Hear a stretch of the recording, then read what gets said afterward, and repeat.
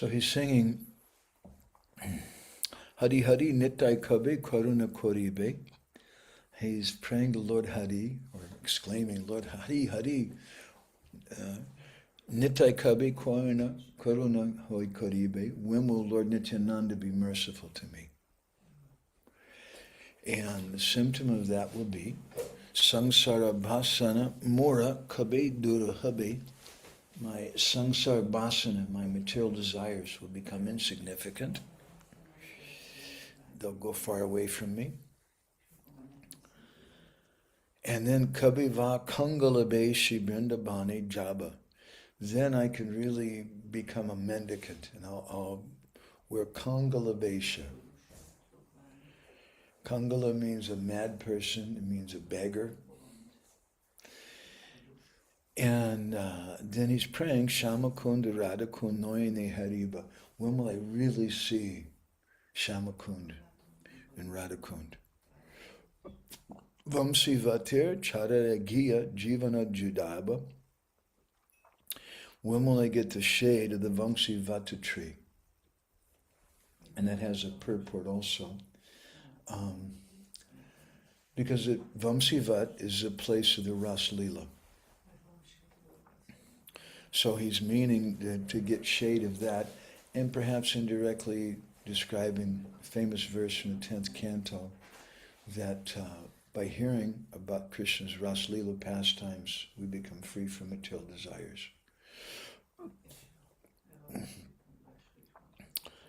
Kabi Govardhana Mule Gada Gada, Gada Gadi Diba. And when will that day come when at the base of Govardhan Hill, Kabi Govardhana Mule, Gada Gadi Diba, I'll roll on the ground in ecstasy. Maya Moha Purusha, that's a mistake. Let's see here. It's not Puruna, it's Purusha. Purusha Deha, Kabiva Chadiba. When will I give up this illusory male body, which is made out of Maya? And Sakira Nugahoya Charana Sebiba. When will I get the body of a Saki, a Gopi, and be able to render service to the lotus feet of the divine couple? Shirupa Manjari Sakir Ashraya Loiba Bame Pase Rahi Ange Chamara Dulaba. When will I take shelter, Ashraya, of Shirupa Manjari? And Bami Pase Rahi Ange Chamara Dulaba. I'll be standing on her left side to assist her in fanning a divine couple with a chamara whisk. Ikasene Vyugalakishwara Bhasaiba. When will that day come when I offer a throne to Radha and Krishna? But that throne is going to be one throne, one place, because I want to put both of them, I want to bring the two of them together. Ekamula Duhan Gully, Kabiva Padaba, and I'll put one flower garland around both of them. Kangala Hariya Braje Gia Kabiva Brahmiba. And so he uses the same expression again here about becoming a Kangala, a beggar, but now it's a little different. He's saying, when will I become a beggar and I wander about in Braj? And Gari Gari Madhukari Bhiksha, it's another mistake.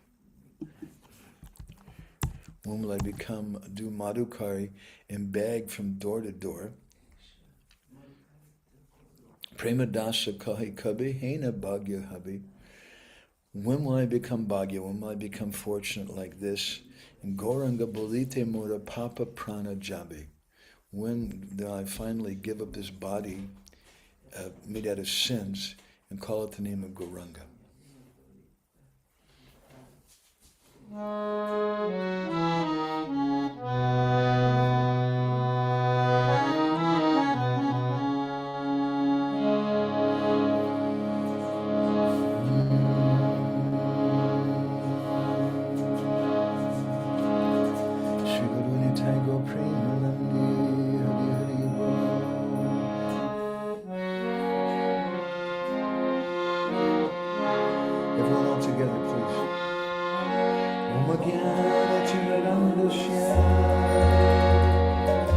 Gyananjana Shalakaya Chakshurmilitam Nena Tasmai Shri Namo Vishnupadaya Krishna Krishnaya Bhutale Srimate Bhakti-vedanta Swaminiti Namaste Saraswati Deve Gauravani Prachadine Nirvisesa Shunyari Paschanchageshatani Pancham Kalpatarubhyascha Kripa Sindhubhya eva cha Patitanam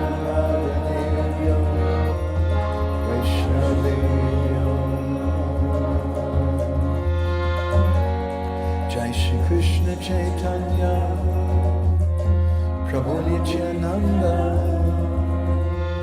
Shri Advaita Gadadhara Shivasadi Gaur Bhaktivinoda Hare Krishna Krishna Krishna Hare Hare Hare Rama Rama Rama Hare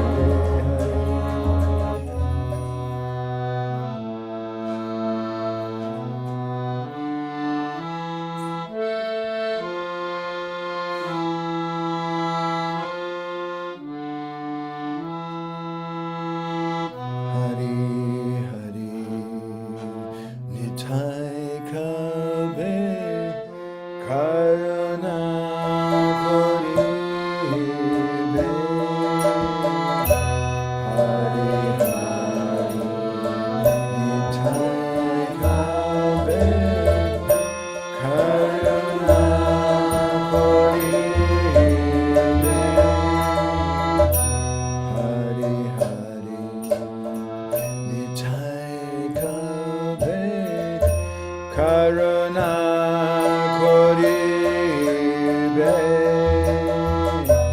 Hari Hari Nitakabe Karuna Koribe Samsara Basana Mora Kabe Tura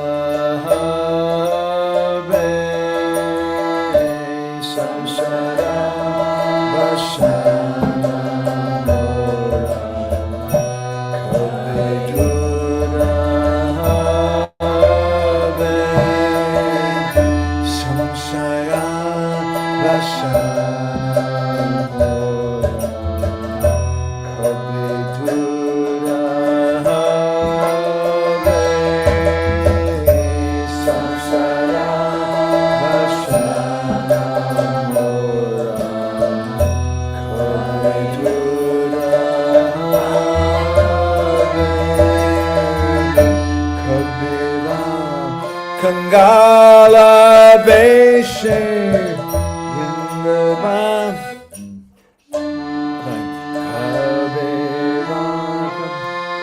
Kala Beshe Vrindavane Java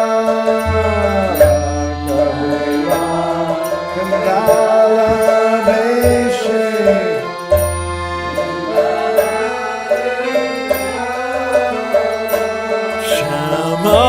Kunda Radha Kunda Noyane Heriba Shama Kunda Radha Kunda Noyane Heriba Vamshivate Chayaya Giya Jivana Juda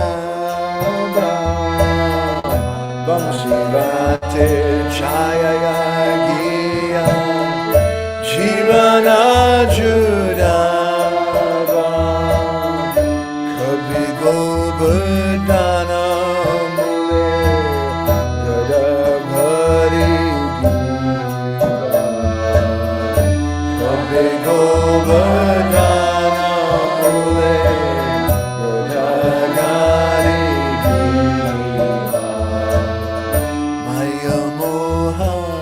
Purusha Deha Kabe Vachariba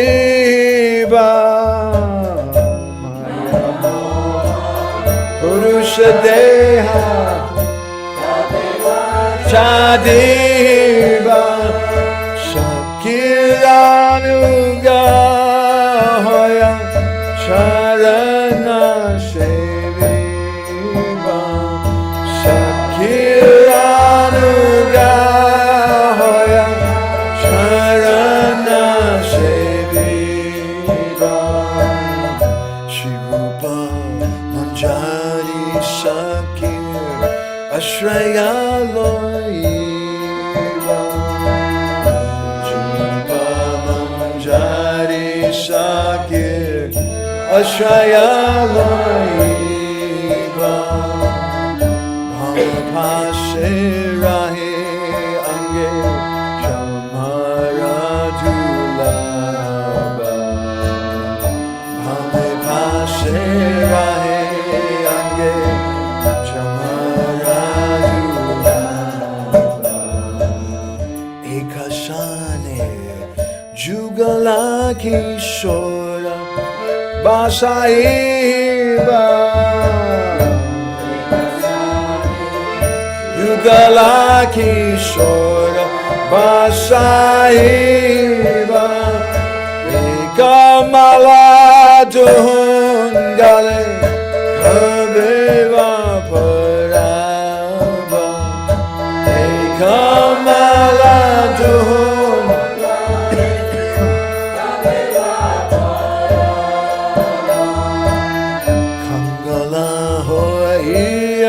Vraja Giya Kabe Vabramiba Kabe Hoya Vraja Giya Kabe Vabramiba Gade Gade Madhu Kade Vikya Magi Kaba Kade Vikya Prema-dasha Kohe Kabe Hena Bhagya Habe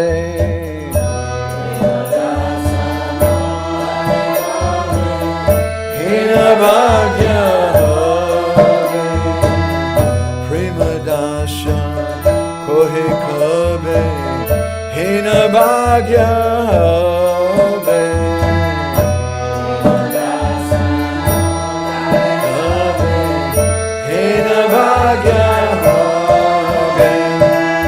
Gauranga bolite mora bolo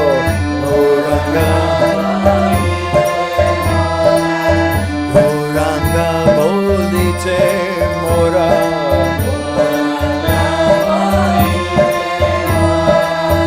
Gauranga bolite mora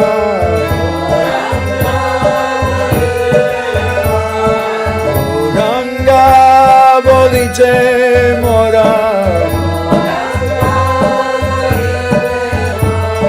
Papa prana jave Papa prana jave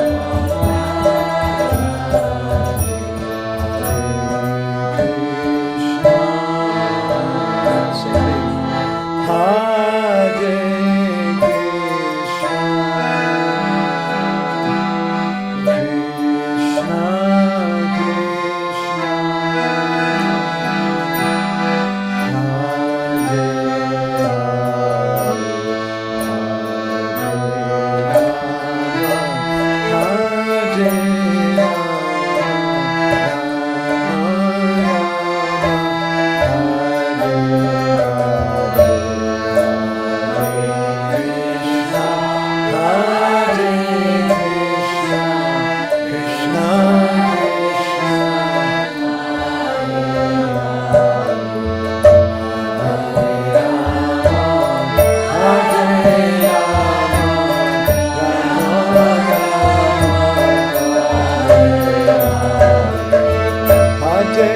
Krishna, Hare Krishna, Krishna Krishna, Hare Hare,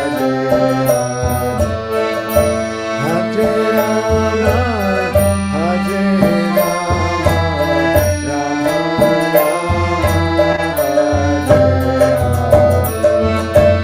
Hare Krishna, Hare Krishna, Krishna Krishna, Hare Rama, Hare Rama, Rama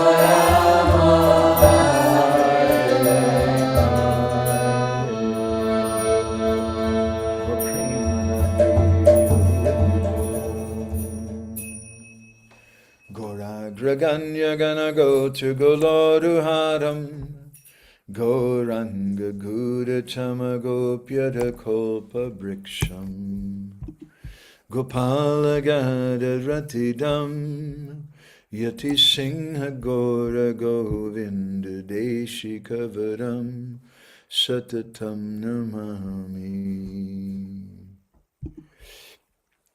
Uttama Adama Kichuna Bachila Jachiya Dileka Kola Kahe Premananda Hemona Goranga Hridoya Dariya Bola Bhaja Goranga Kaha Gorang Laha Gorangira Namare Jai Jana Goranga Bhaje Se Hoyamara Chaitanya Chandraya Namo Namaste Chaitanya Chandraya Namo Namaste Madgavirapi Gopala Sri Kuryat Kripaya Judi Tadaiva Sambhaya Pitva Rishe Yustat Priya Janaha Shri Krishna Krishna Chaitanya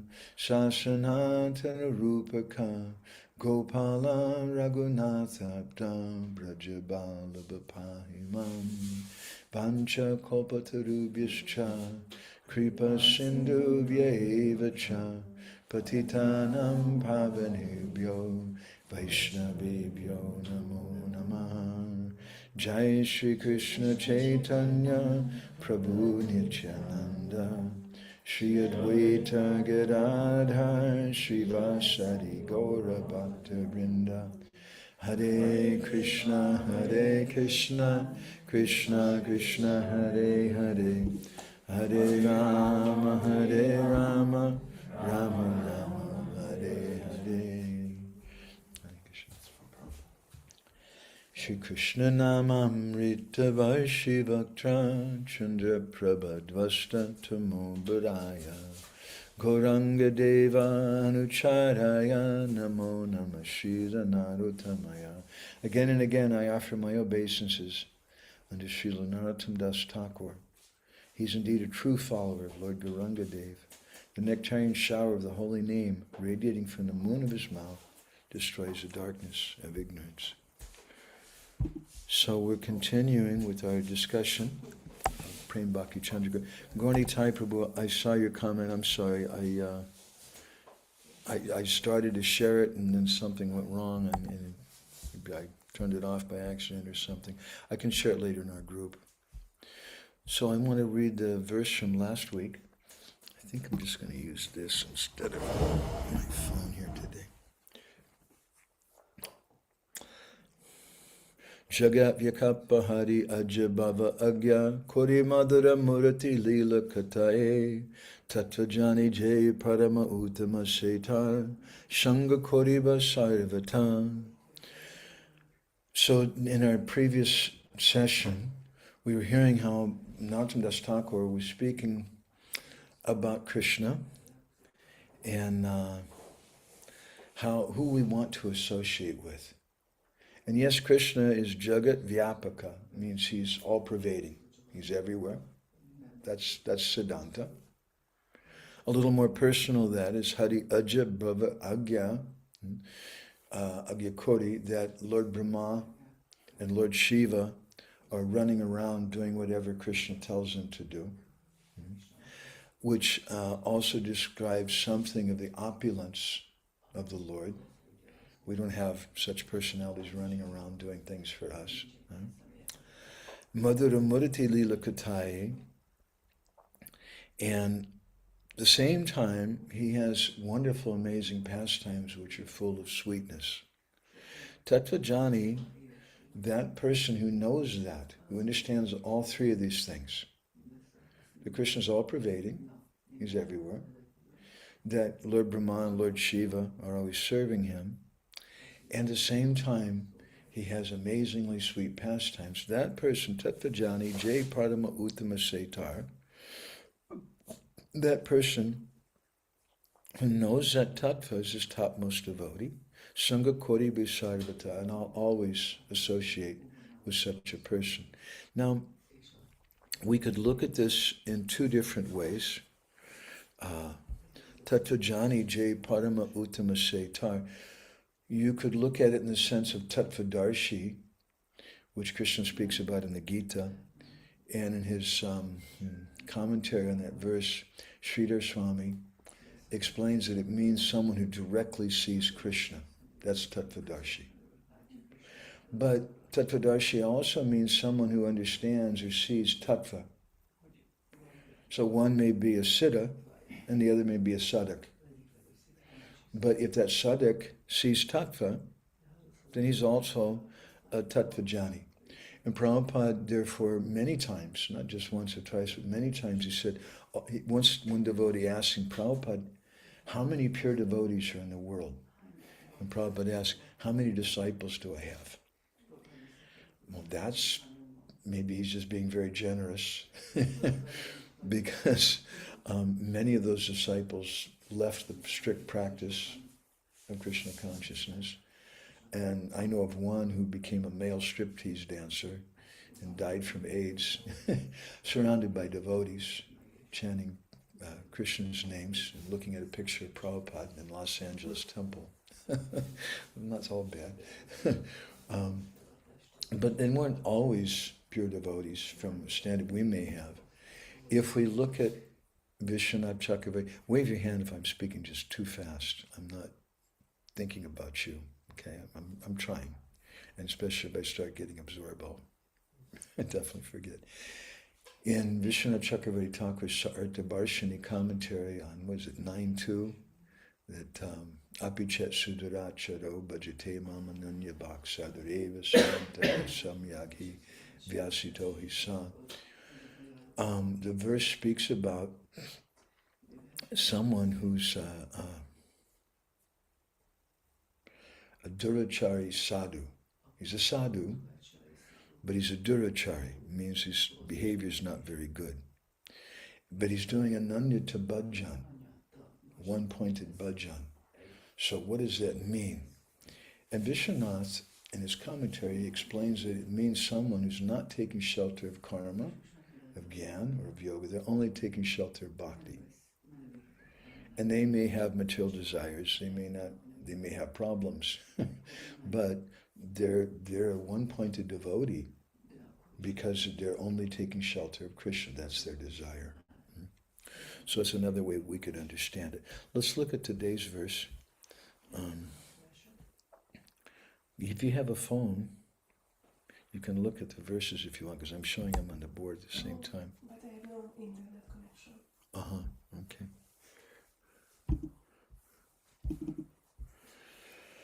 Paramanagara Krishna, Tanhehao Sat Krishna, Bhajatanre Braja Bhavalana, Rasika Bhakata Sange, Rahiba Piriti Range, Brajapuri, Basati Koriya. Lord Krishna is the supreme paramour. Therefore, be always attached to him and worship him in the mood of Braj. Reside in Braj and associate with devotees who appreciate, what does he say? Piriti Range, who appreciate ecstatic, loving, devotional service. Vishwanath Chakravarti Thakur has given a Sanskrit commentary on his Bengali book of Narottam Das Thakur, which is fascinating because classical literature, people write Sanskrit commentaries on it. But this is a Bengali literature. But it shows how special Prema-bhakti-candrika is. And I'm reading a translation of that commentary. Sri Krishna is all-pervading and the Lord of everyone. So this commentary here is based on this verse and the previous verse. He's all-pervading and the Lord of everyone.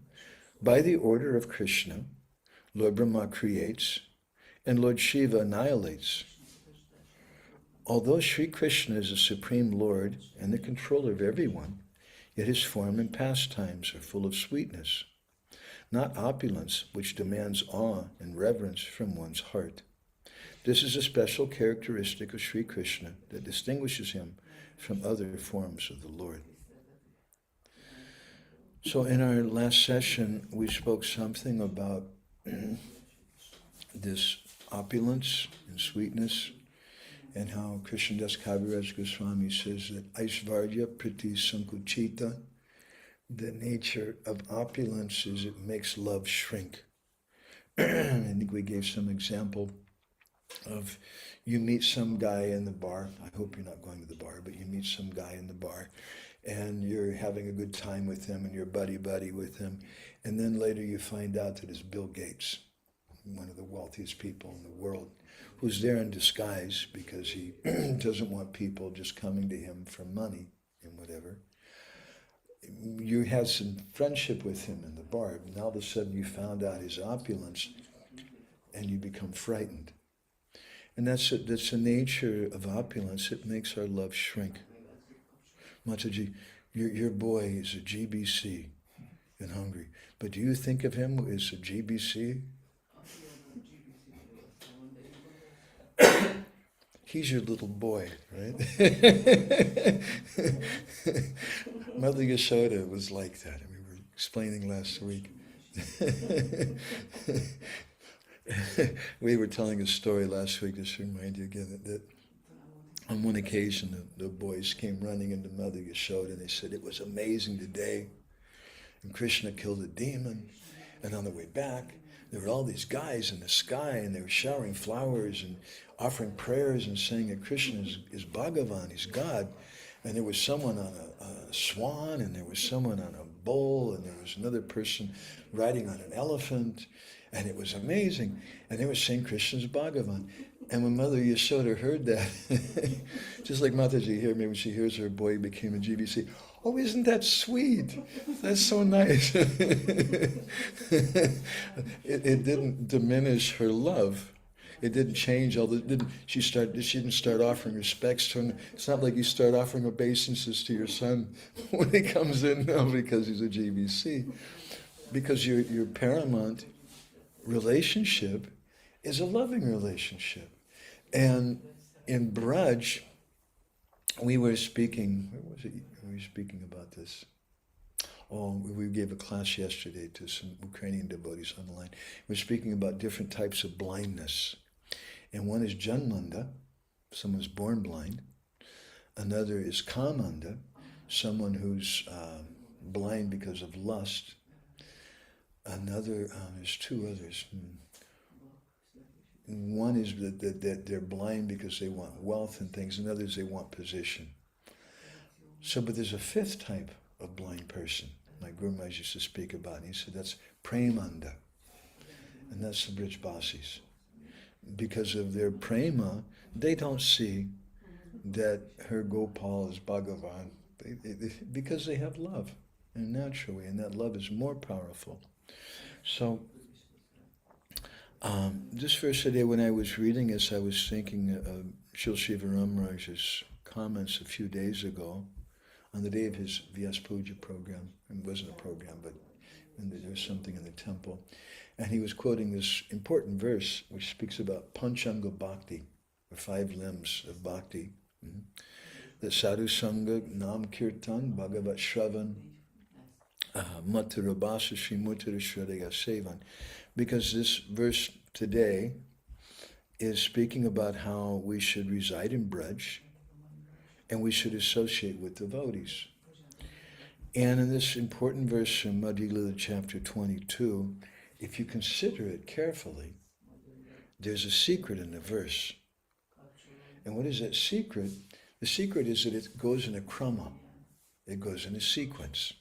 Sadhu Sangha is the first thing. When you have association with devotees, what happens if you start hanging out with devotees? Nam Kirtan. You may meet the devotees, you may meet a Harinam party and say, well, my first thing was Nam Kirtan. But no, you're not going to chant with the devotees unless you appreciate them. Even you may see the Harinam party, but it's only when you can start to appreciate the devotees that you'll start chanting. So, Sadhu Sangha, Nam Kirtan. When you get some faith from Sadhu Sangha, then you start doing Nam Kirtan. And then, after doing some Nam Kirtan, you get a deeper level of faith. And what comes next? Bhagavat Shravan. You start hearing about the pastimes of the Lord. You can't just speak to anybody about the pastimes of the Lord on the street. Sometimes we used to do strange things. When we were collecting sometimes years ago at concerts and things, I would show, I was carrying a photograph of the deity of Lord Nrsimhadev and Prahlad and Lakshmi in Mayapur that was established by Bhaktivinoda Thakur. And I was telling people, yeah, we're helping feed kids, and here's a picture of some of them. It was a really strange thing. And they look at this picture of Nrsimhadev. And based on you, don't do this, please. That was a different era in our society. But based on your effulgence, if you have any, and they would give you something, not because of the picture, but perhaps they get a little purification. So you can't just speak to someone about the Bhagavatam or something initially, but after they have some faith, which comes through chanting the holy name, some purification from that. So Sadhu Sangha, Nam Kirtan, Bhagavat Shravan, and then what comes after that? It's Mathura Bhasa, living in the Dham. Again, that's something a little bit more. You can't just tell somebody, yeah, there's a special place and it's a holy land. And why is it holy? And people, they go to Vrindavan. I heard one person from South America, was a mayor of a small town. His son was a devotee. And his son said, Dad, you got to come. This is the most holy place in the whole universe. You got to come to Vrindavan. So he went to Vrindavan, and after a day or two, he told his son, he shared his impressions. He said, the public toilets in our parks in our town are cleaner than the streets in this so-called holy place. He was just shocked, seeing the pigs in the open sewers and nasty smells and things. So it requires some more faith. So Sadhu Sangha, Nam Kirtan, Bhagavat Shravan, Mathura Bhasa. When we hear about Mathura from the Bhagavatam, after doing Kirtan, we've heard, and we have some faith in the sadhus, then we develop some faith in the holy Dham, and we go and live there. And then what's the final thing? Shrimurtira Shraddhaya Sevana, as Shivaram Raj was saying the other night. It's not just Shrimurtira Sevana, but it's Shrimurtira Shraddhaya Sevana. It's serving the deity with faith. And that faith comes, again, after some more appreciation and after doing some Dambas. Now, Dambas doesn't necessarily mean, as again Shivaram Raj has described very nicely, doesn't just mean necessarily living in the Dham, but the Dham may manifest in different places. The Dham manifests in every temple. The Dham manifests with this Hari Katha going on in Kirtan. So when someone's hearing the Bhagavatam, associating with devotees, and they're living in the Dham, and then they develop more faith, that living in association with devotees will give them enough faith that they can hear they can worship the deity. So Narottam Das Thakur is describing in this verse that we want Rasika Bhakata Sange.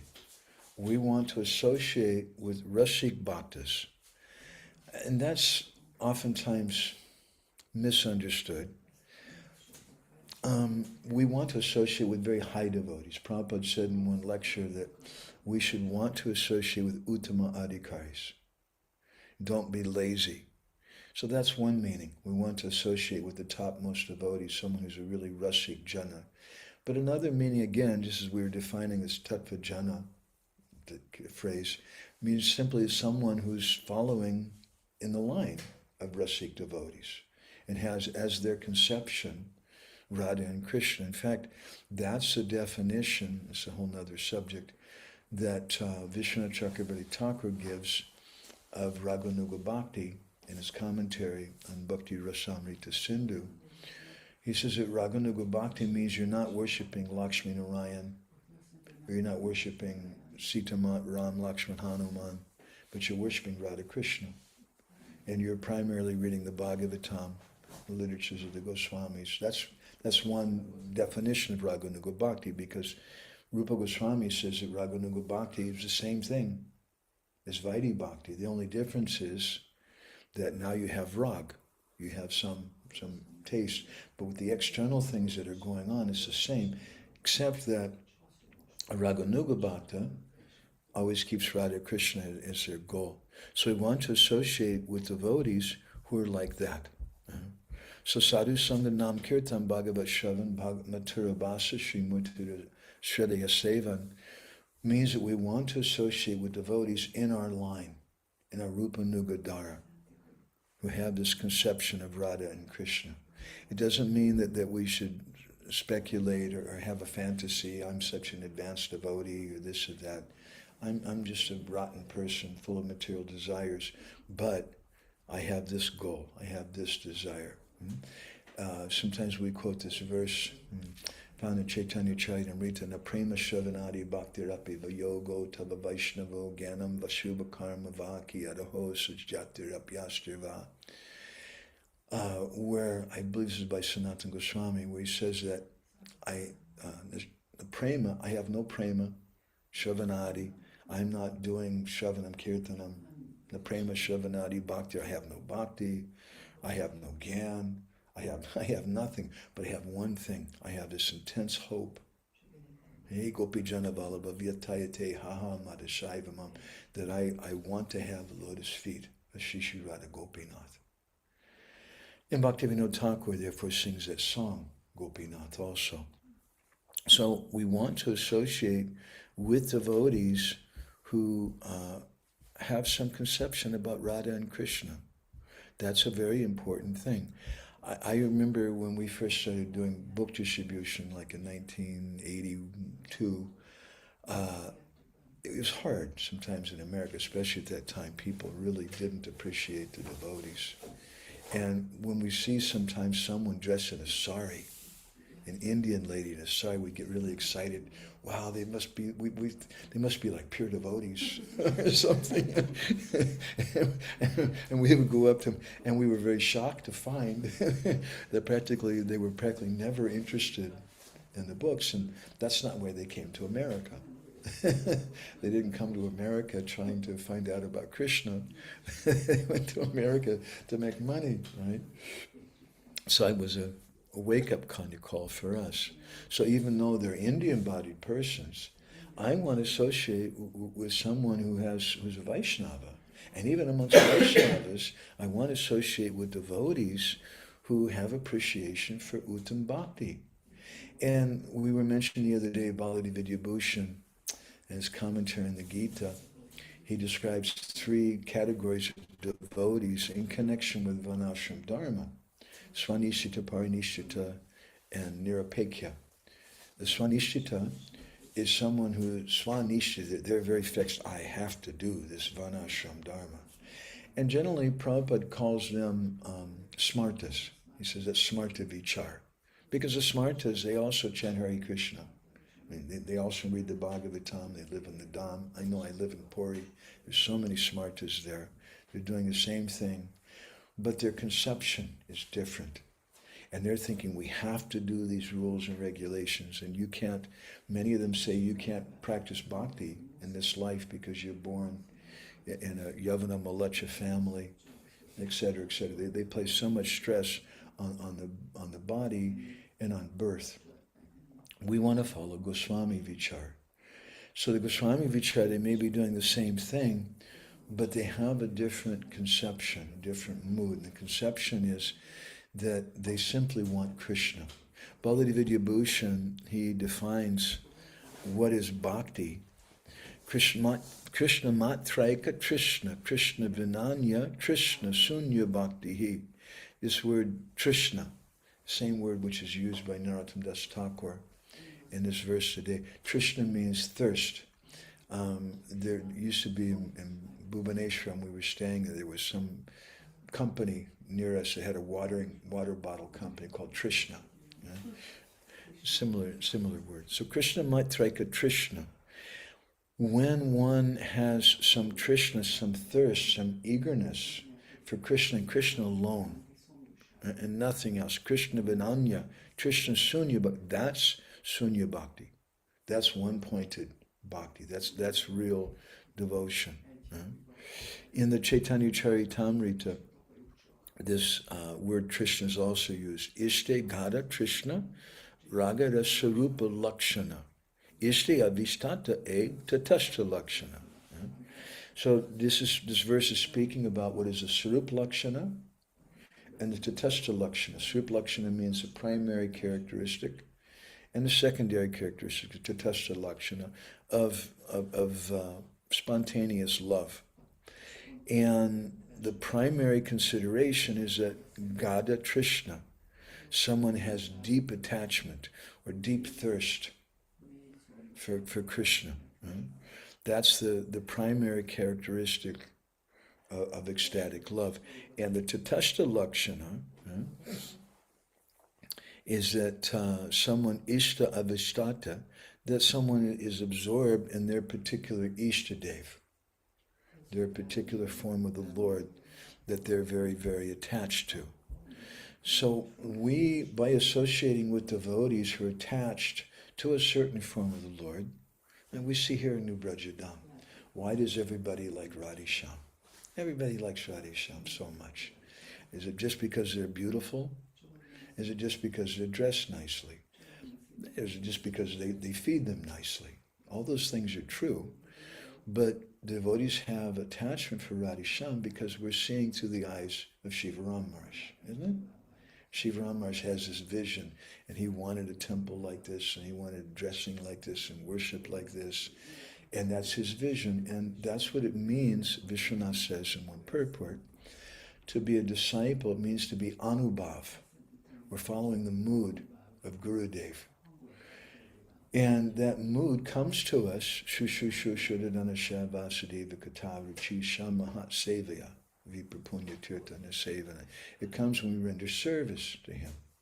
And therefore, my Guru Maharaj used to say that Krishna's Sevya Bhagavan, he's that personality who's meant to be served. He's God to be served. And Guru is Sevaka Bhagavan. He's a form of God who's meant to accept our service to God through him. And by doing that, then we develop some of the same mood. So this verse today, Narottam is stressing, don't be casual. Just it's okay, and I like everybody. And we have many different friends. Sometimes we make friends at the supermarket or something with someone, and they may not be a devotee.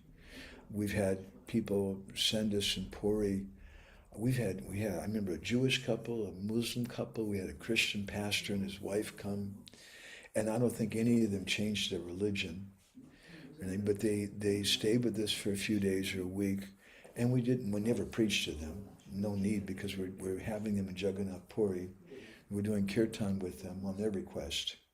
We're reading to them, telling them stories about the places, and they're having darshan, taking prasadam. What is there to preach about? You just expose them to that thing. And we can be friends with those persons. And sometimes even in some paradoxical way, I might be closer with that Muslim couple than I might be with some of my god brothers, who might be fanatics or someone I'm not really so fired up about. But that Muslim couple, they're very broad-minded and very, very sweet. But at the same time, I don't want their association. I'm not going to associate with them very deeply.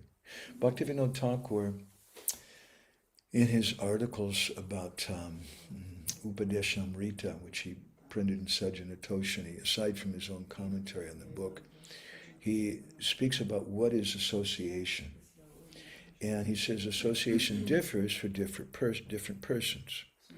For a sannyasi, association means very, very strict. You don't look at women. You don't associate with women whatsoever. For a grihastha man, they have their wife, they have their children. And a grihastha man may have to work a job with non-devotees. And it's not that you go to work and you cover your eyes and boss, I'm not going to look at you because you eat meat. You're not a devotee. I'm not going to look at your face. You're going to get fired from your job. You can't do your work. You have to, and not only do you have to look at them, but you have to talk to them. And you even have to be friendly.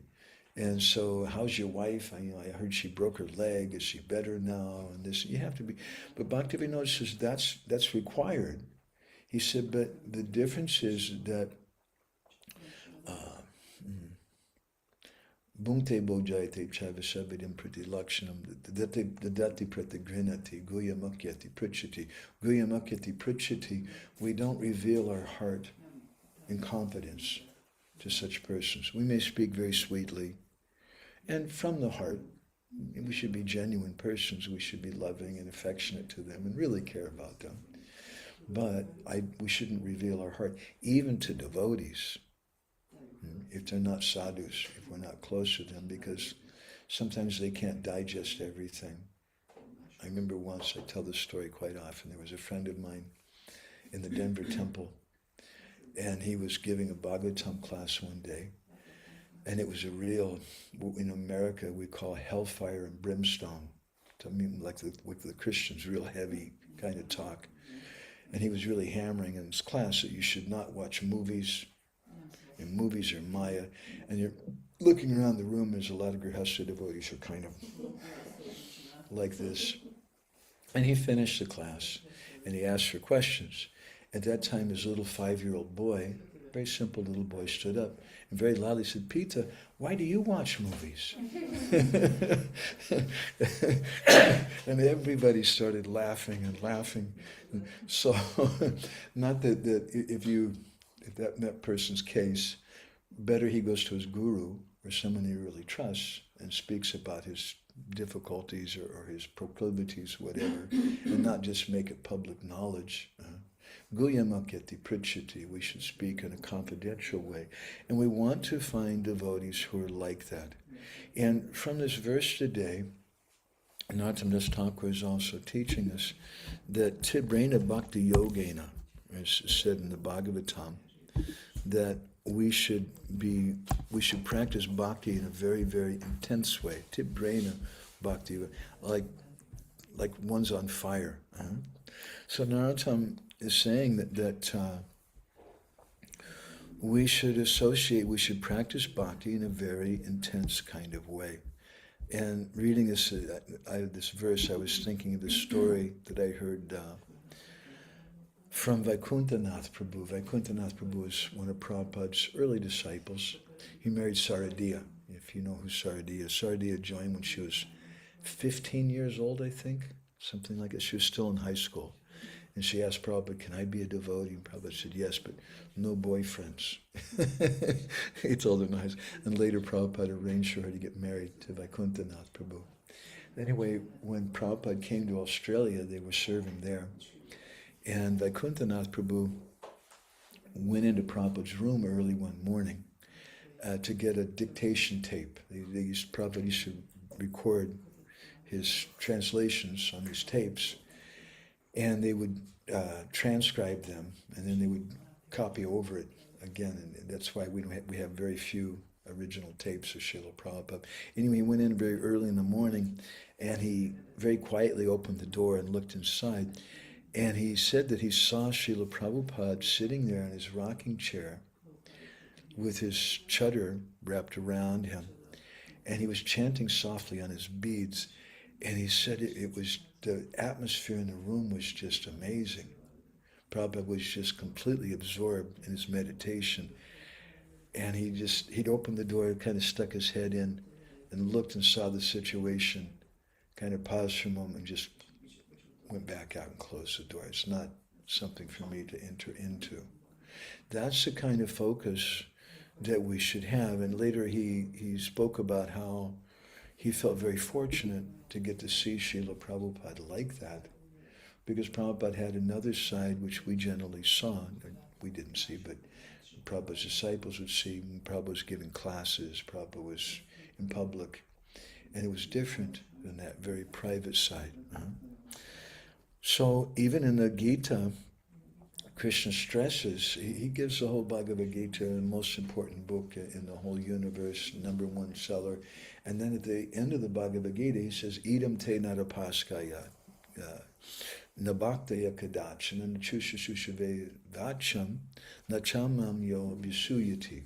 He said, don't speak this book to certain people. And it's a little shocking sometimes. I remember reading the Bhagavad Gita, and that was one of the first things that the devotees had me do. I was living in a cave, literally, before I joined. And it's a long story. I was trying to chant japa, and I met the devotees at the university, and they gave me some prasadam, and Charu Prabhu gave me a box of Bhagavad Gitas and said, go distribute these.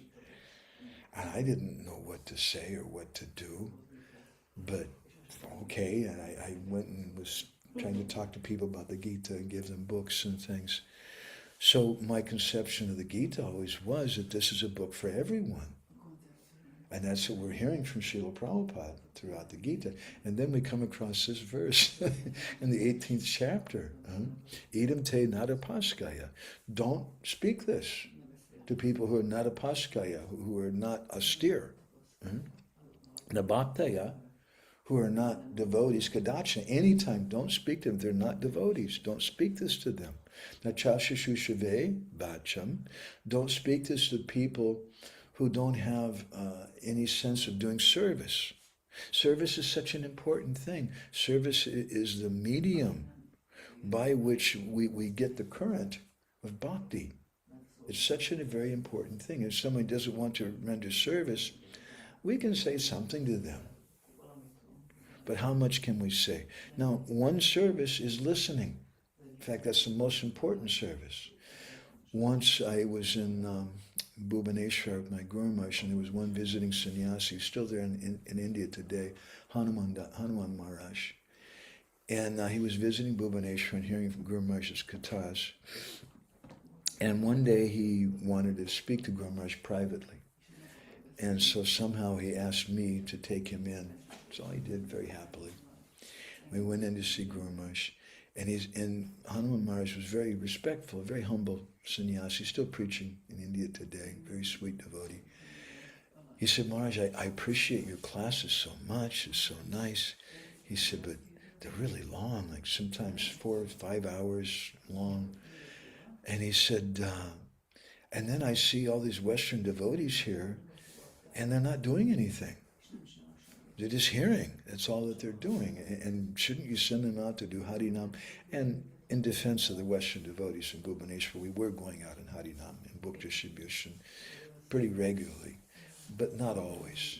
And I was doing different service, making a magazine and some things. But he asked a question to Guru Maharaj, and Guru Maharaj appreciated his simplicity and straightforwardness. And he told him, he said, Hari Baba, he said, what kind of service can they do if they don't hear first? So first is that Shravan, then comes Kirtan, then Vishnu Smaranam, then we can remember. But first we hear. We want to hear from an authoritative person. And in his Bhakti Sandarbha, Jiva Goswami explains that in the beginning it's kind of like Khichdi. We hear from so many different people, and it's all one. We just go to the Bhagavatam class, Prabhu, it's nice. But one of the probably the most common complaint question that I heard from devotees to my Guru Maharaj, they're asking, do I have to go to the Bhagavatam classes? Not his class, but the general classes, because they said sometimes they're not so inspiring. I remember one class in Krishna Balaram Mandir, spoken by senior sannyasi, during Kartik time. He gave a class, and the most Krishna conscious thing in the class, he said that Spider-Man and Superman are blue, and so is Krishna. And that was like the Krishna conscious thing. Sometimes it's a little austere. Guru Maharaj used to tell us, he said, anyway, you go and you hear the verse. And you hear the purport. And you be there. But naturally, after some time, we want to hear more from a certain person, Jiva Goswami says.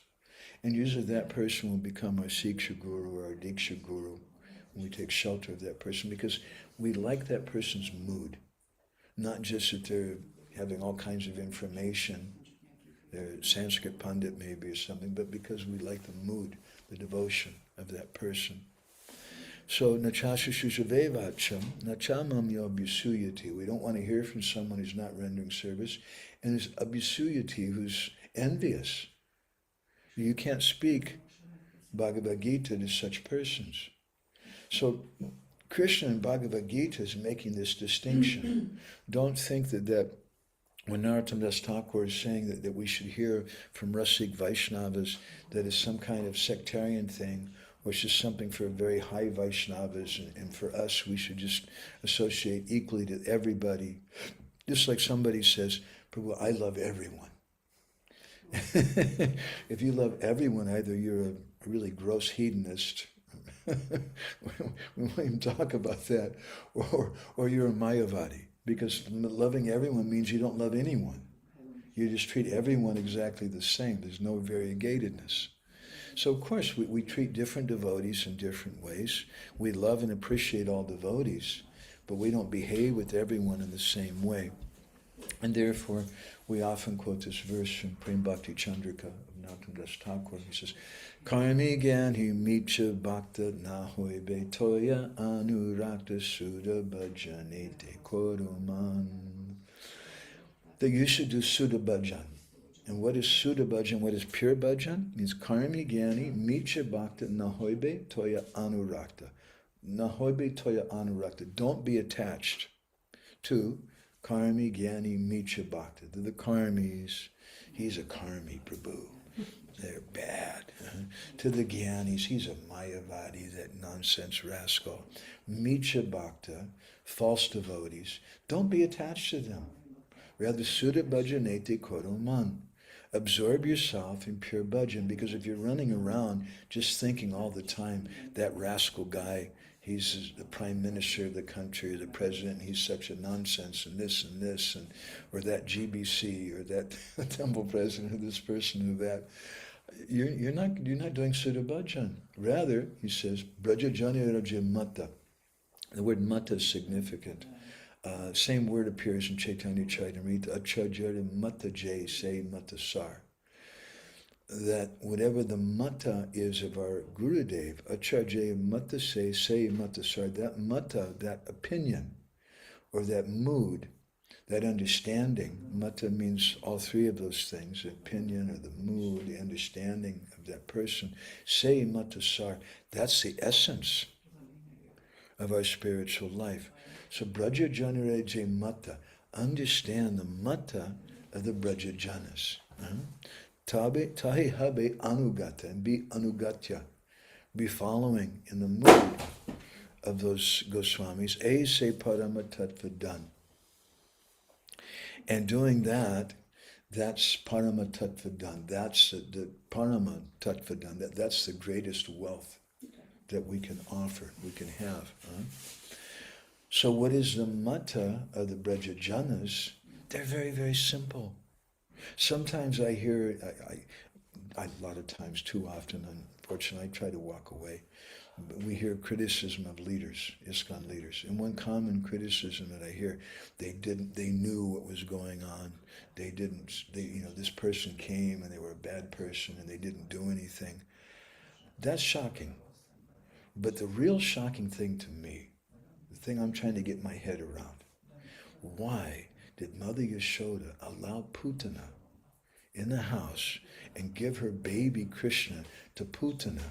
I mean, if you're going to complain about the temple president, I can understand maybe, the guy's not a pure devotee, but Mother Yashoda. Well, come on. She can't see that Putana and Mother Yashoda and Rohini both allowed her inside. And it gets worse than that. The cowherd boys and Vatsasura, this demon came to kill Krishna in the form of a calf. The boys treated him like they didn't recognize him. When Pralambasura came later after that, the boys thought that he was one of the boys. When Shankachuta came later on, again, in Rupa Goswami's Lalita Madhav, it says that Brinda Devi, when she saw Shankachuta come, she said, "Oh, look, it's the sun god come to worship Radharani," because he had the Shamanchaka jewel on his head. And so, what to speak about our ISKCON leaders, the Brij Basis? This is their mata. This is their mood. And what is their mood? Their mood is that anyone who comes and wants to worship Krishna, who wants to be with Krishna, it may look like a small calf. It may look like a woman in one Bengali literature by a disciple. His name was Dukhi Shamdas, I think his name was, disciple Shamananda Prabhu. He wrote a book about Braj Leela in Bengali. And he describes there that when Putana entered Braj, she was crying. And she said that my baby died yesterday, and my breasts are full of milk and they're hurting so much. Are there any newborn babies here that I can give my breast to? She was speaking like that. Huh? And Mother Yashoda and Rohini were so sweet. They thought, oh, she's a great devotee. She's so beautiful because they're simple. And it's my grandma used to stress this thing. This is the difference between the Brij Basis and ourselves. We're complicated. And we want to know, what is your background? Let me look at this and that. And it's a good thing to do before someone comes into a community. But the Brij Basis are so simple. They just see that someone's a calf, someone's a young boy. They don't recognize he's a demon, Pralambasura. They just see here's this young boy wanting to come and play with Krishna and Balaram. That's the difference. Brajajani Reje Mata Tabi Tahi Habi Anugata.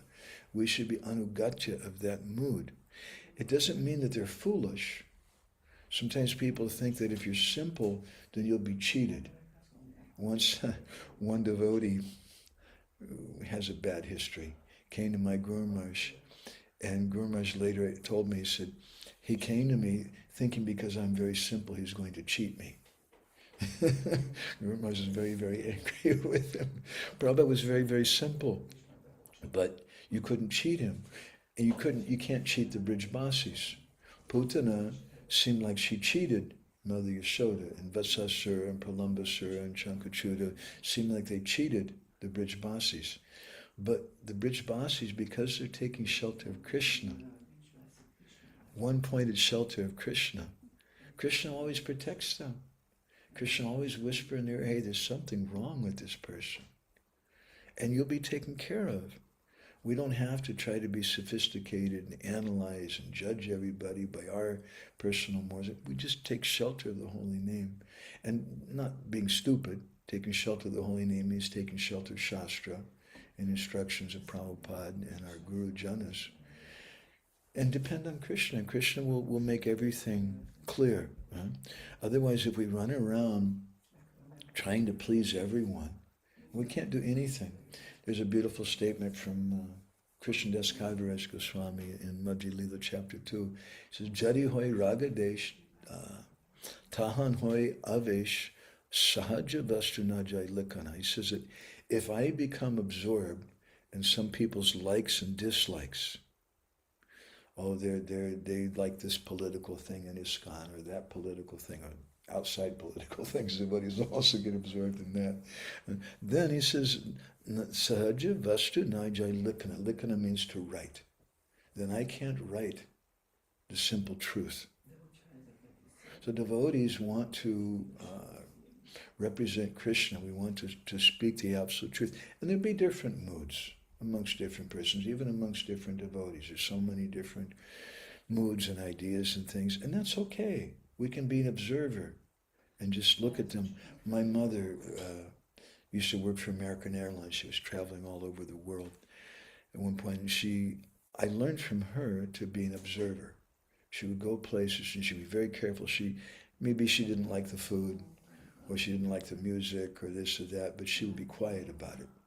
And she would just watch and see things, and be very respectful to everyone's different culture. And that's a very good lesson, I think, for devotees also.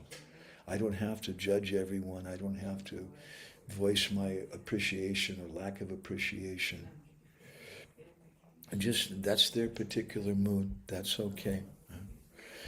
So we want to associate with devotees who are like that. We want to associate with devotees who are one-pointed.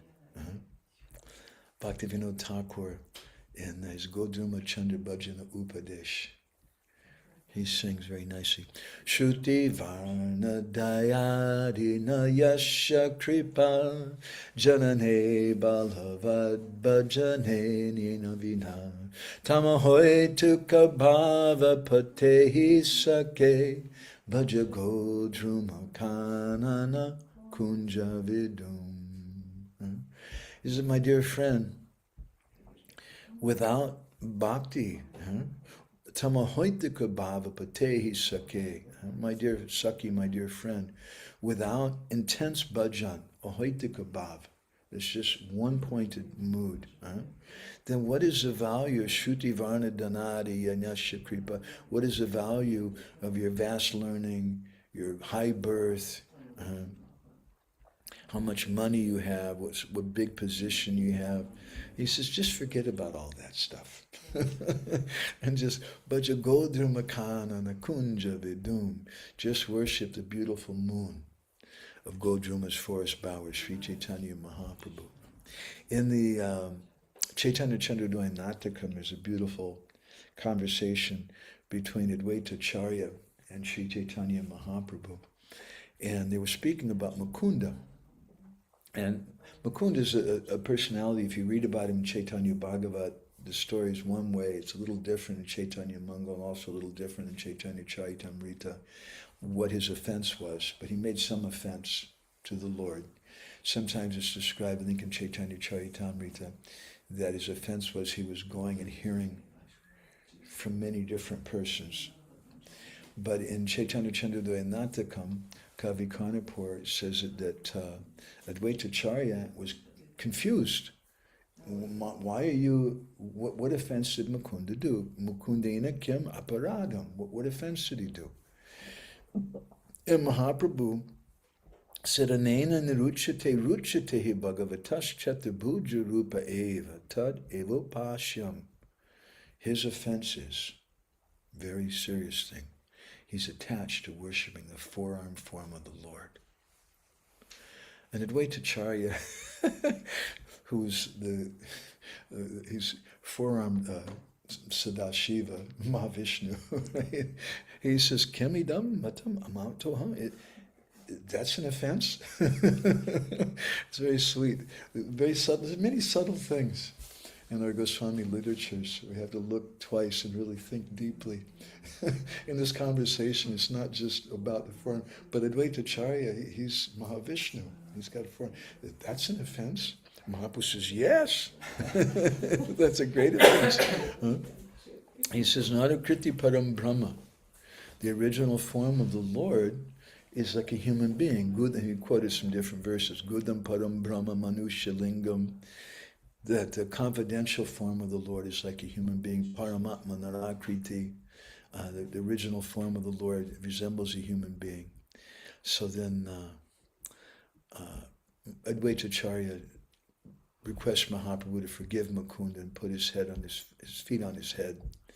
And the Mahaprabhu does that, and he tells him, this is the verse, Krishna Kund, Nayam Sukupa Bhagavan, Dehinam Gopika Sutta Gyaninam Chatma Bhutanam Yata Bhakti Matamiha.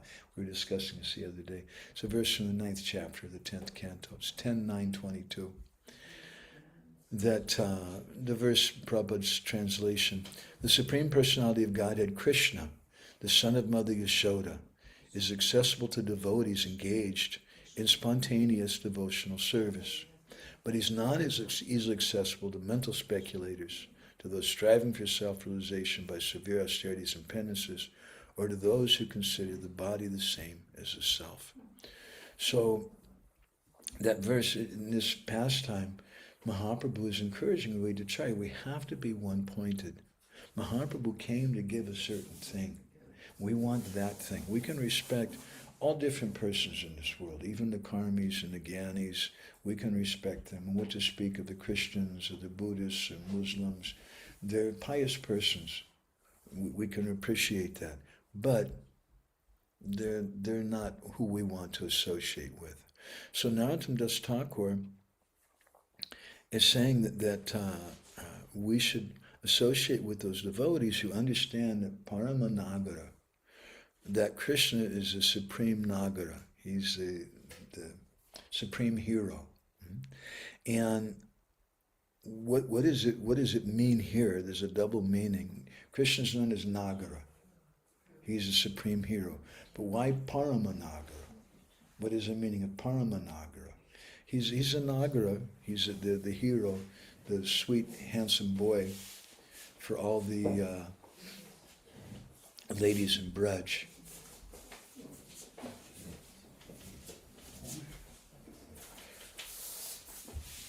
So why Paramanagara?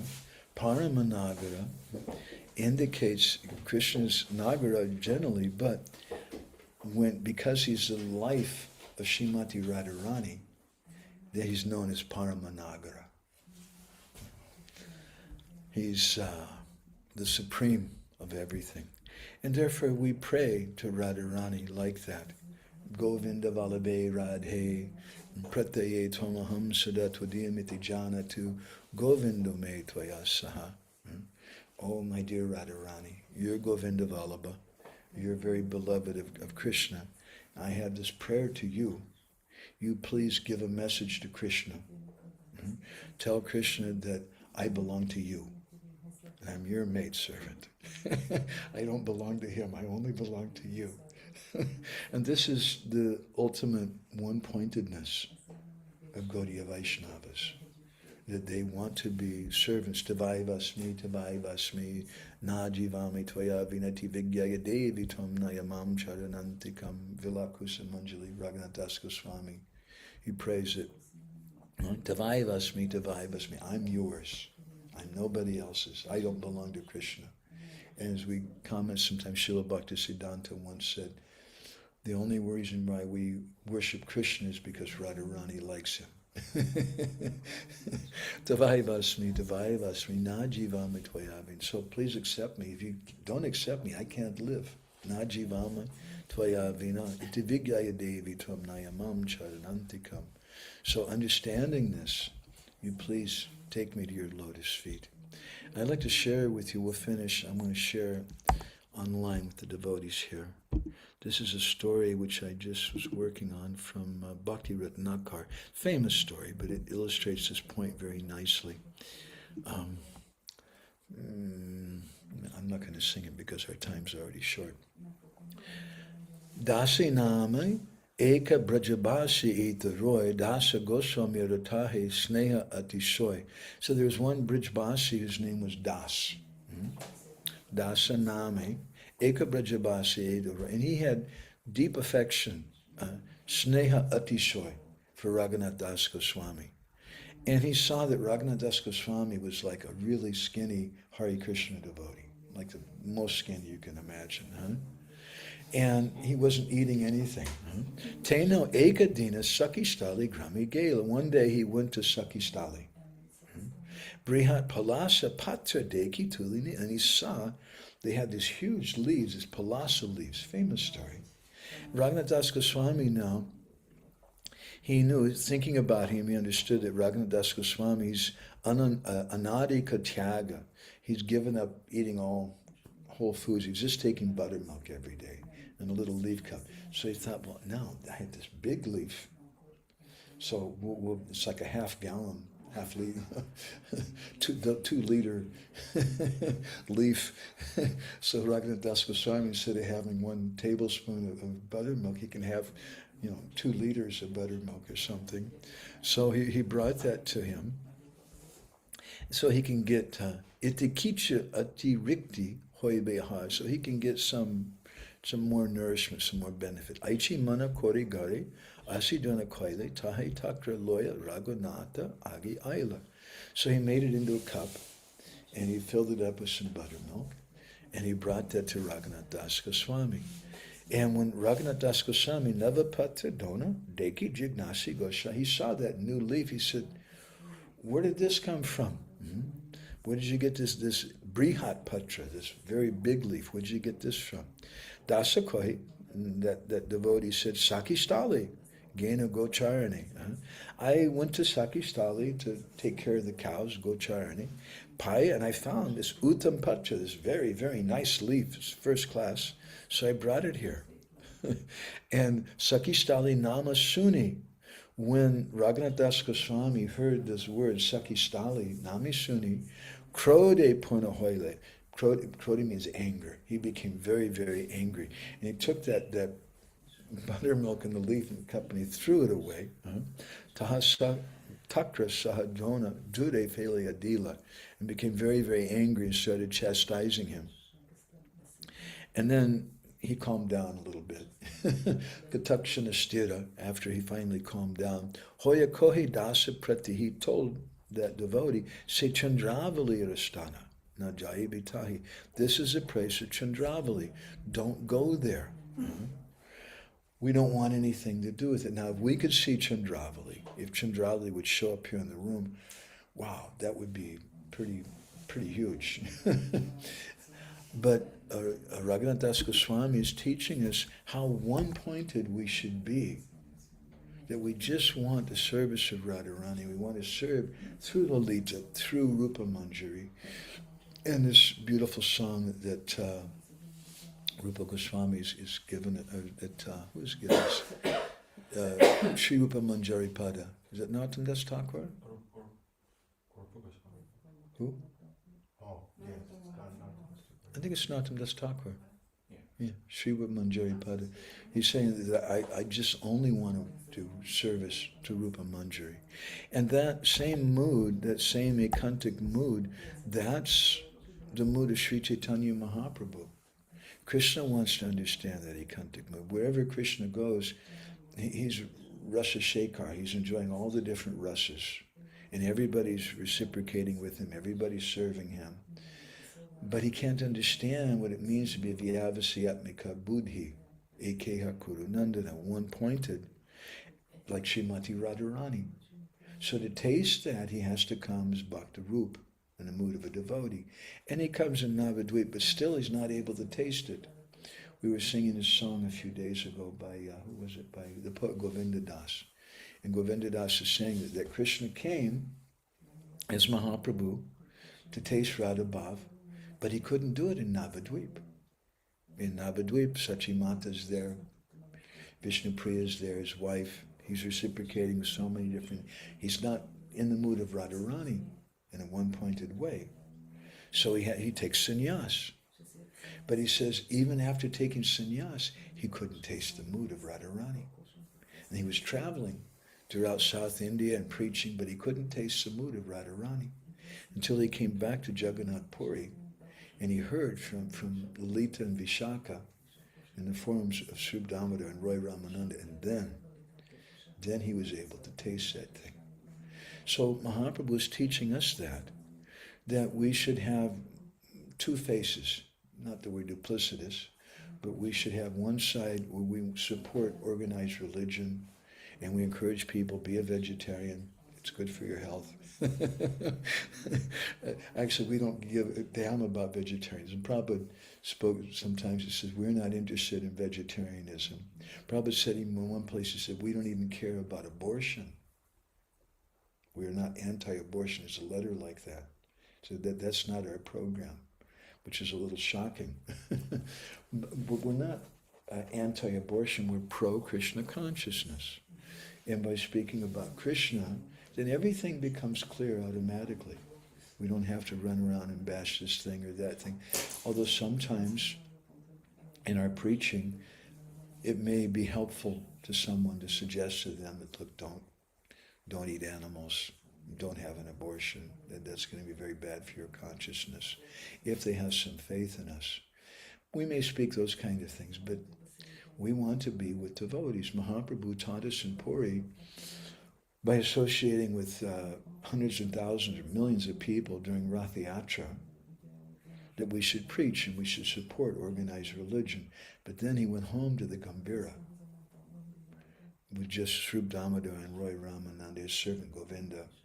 Sometimes Raghunath Das Goswami was there. In a very, very sweet, intimate way. He was spending time with him. And we need like that. Even as neophyte devotees, we need like that. It's not just something just for very elevated devotees.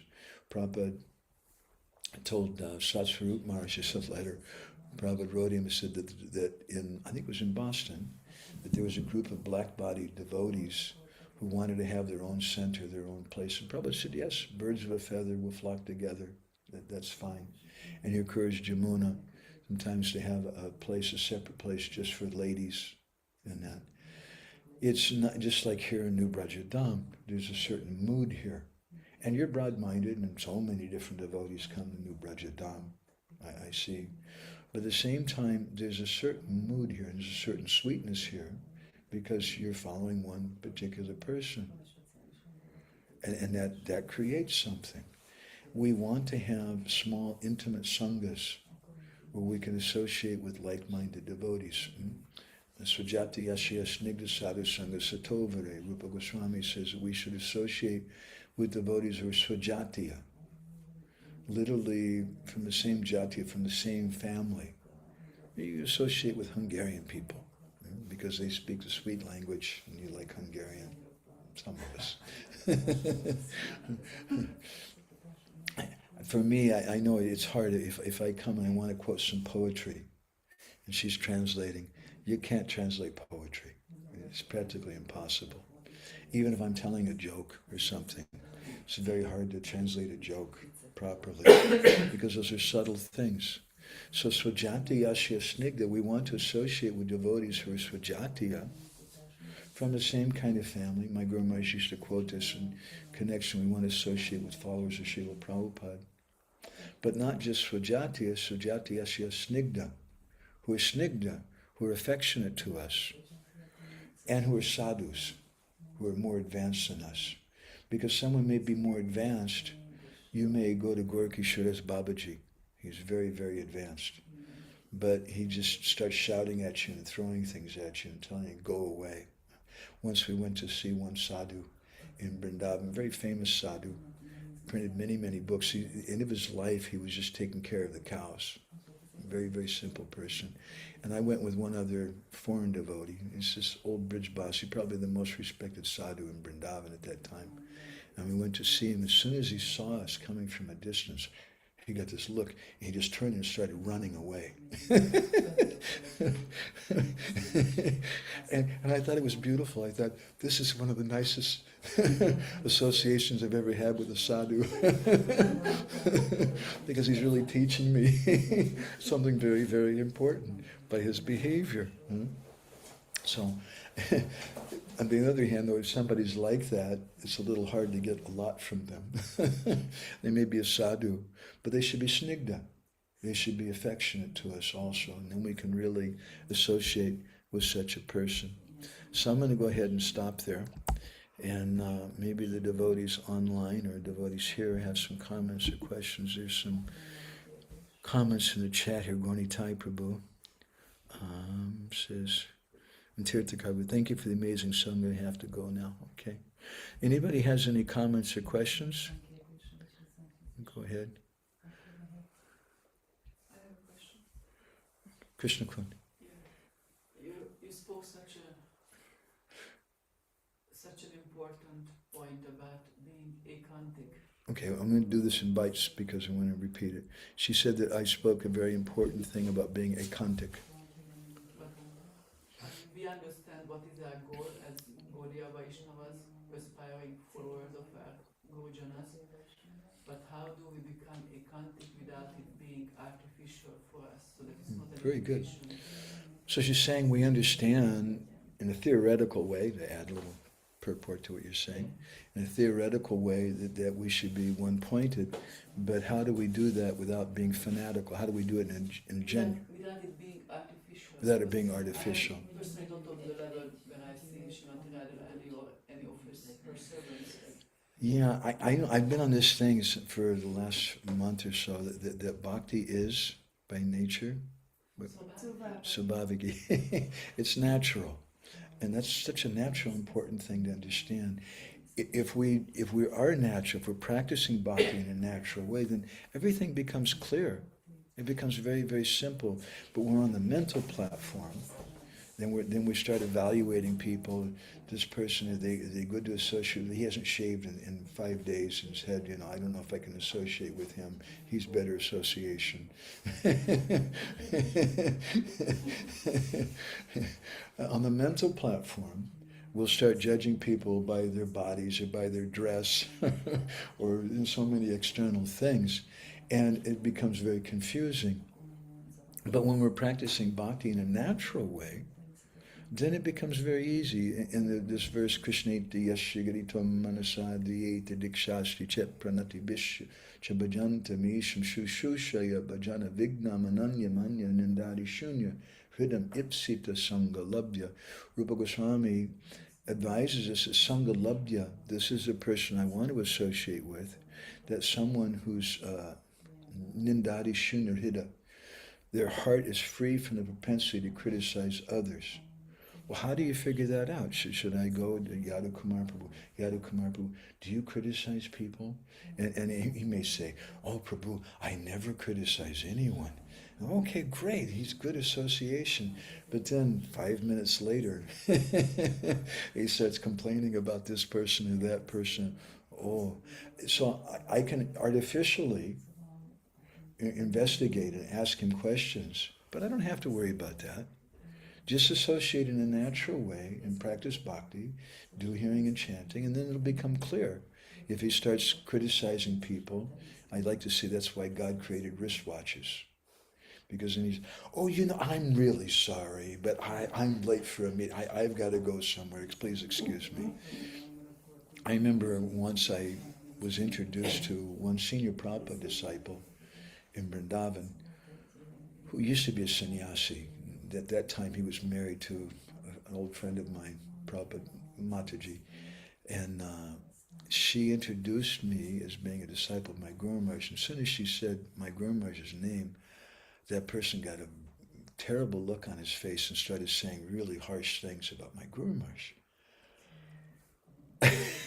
I was shocked. Someone could be so ignorant to do. And I'm really sorry, I've got somewhere to go, please excuse me. And it was really clear that what he was saying was not cool. And the next day, I was at MVT, standing out of the porch of someone outside, talking with someone. All of a sudden, out of the corner of my eye, I saw some person come running up and they grabbed my feet. And it was that devotee. And he understood that he'd committed an offense. And by the way that I dealt with him, I didn't yell at him, I didn't do anything, I just, look, I gotta go. It's in a natural way, Krishna Kun. It shouldn't be artificial. Sometimes it has to be artificial because we're artificial, right? And therefore, because we're artificial, we have some things in society which are a little artificial. We have rules. I mean, it's a law. Don't rape women. Don't kill people. Well, what kind of people need to be told that?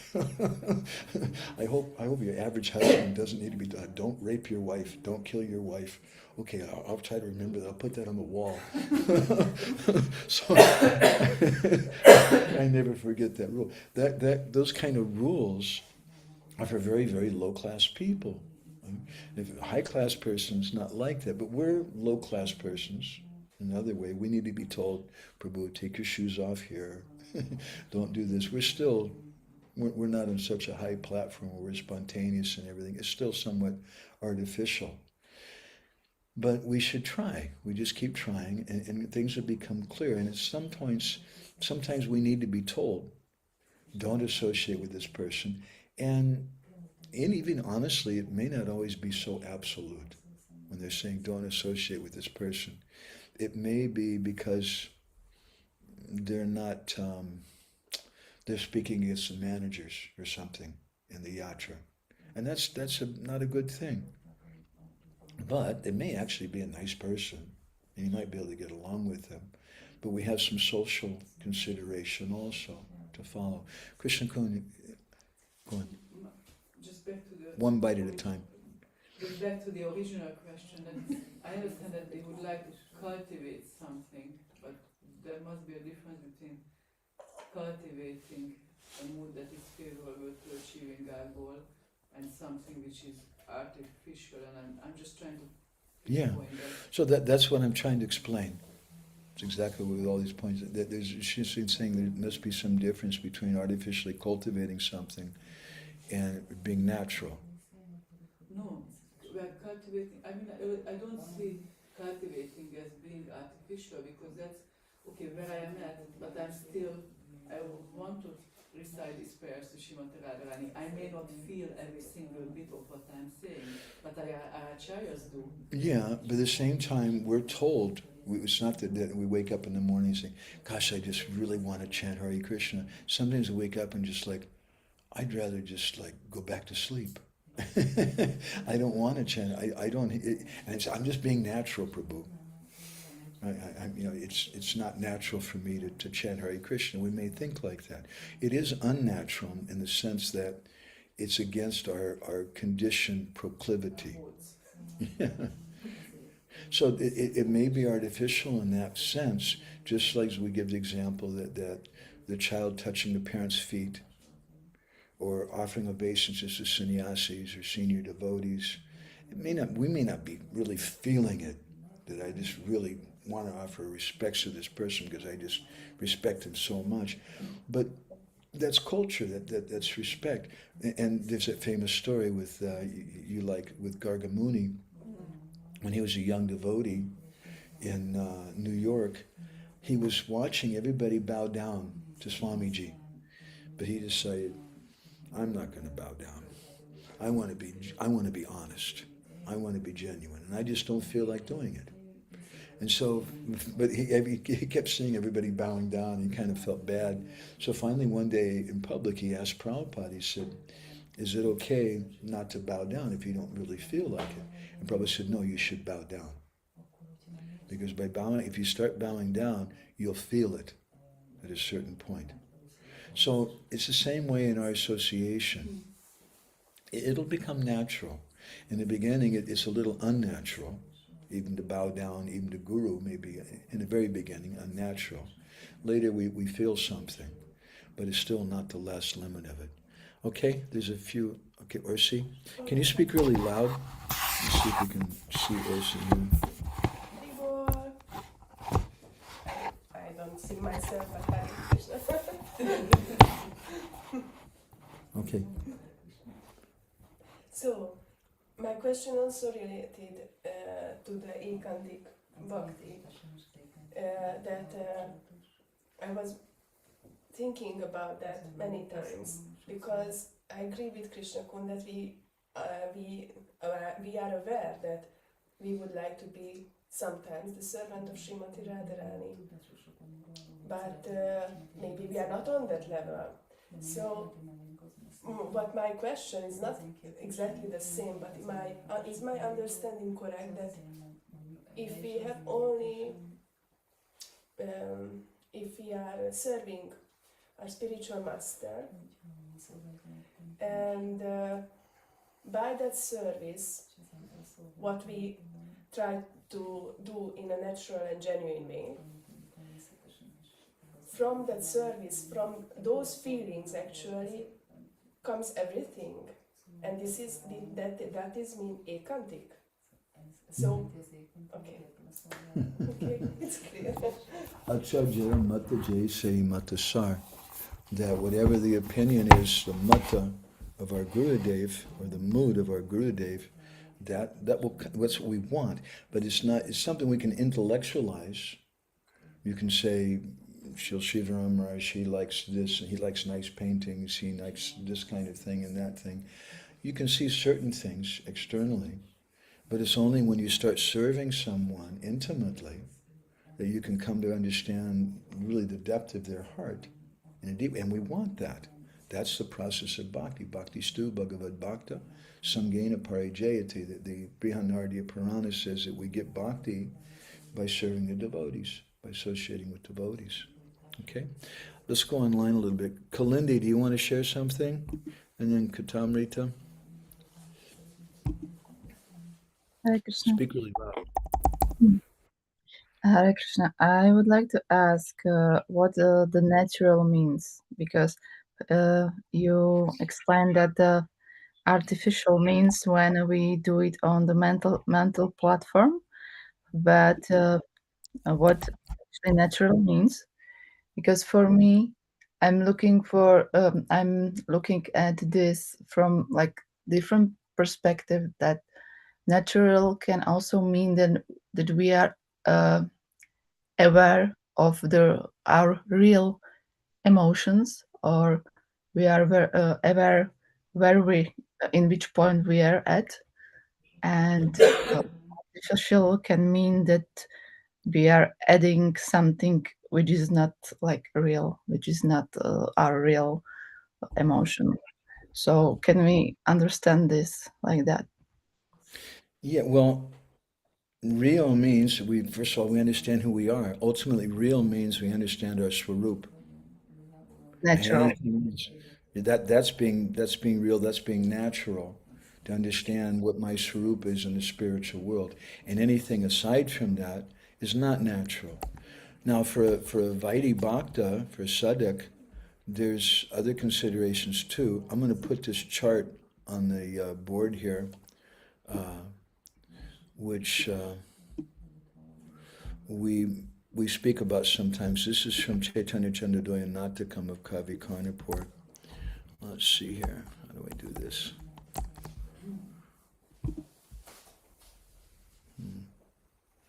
There it is. Okay. So it speaks about the family of bhakti, and the father is Bhagavad Anugraha, the mercy of Krishna. The mother is Bhagavad Jana Asakti, attachment to the devotees. These two, Krishna's mercy and associating with the devotees, that's the father and mother of bhakti. Now they have some children. They have a son and a daughter. Their daughter is Bhakti Devi, and the son is Vivek. Vivek is the brother of bhakti. Vivek means discrimination. So we should discriminate. If we have bhakti without discrimination, it's not pure bhakti. Vivek is important. Now Vivek, it's a very romantic story. Vivek gets married. He has a nice wife. His wife's name is Mati. Mati means thoughtfulness or intelligence. So if you have discrimination, but you don't have thoughtfulness, you may discriminate, but you should be thoughtful about how you discriminate. Not just, I don't like people who are younger than me, or I don't like people from some other country, or this or that. We should have some consideration. So Vivek and Mati, they have a daughter, Anasuya. Anasuya is non-enviousness. So when you have discrimination and thoughtfulness, thoughtful discrimination, the daughter of that is non-enviousness. And non-envious, or Anasuya, she gets married, and her husband is Samabhav. Samabhav means to be equal to everyone. So we should be non-envious and equal to everyone. And they have two sons and one daughter. And we're just about finished with our poem.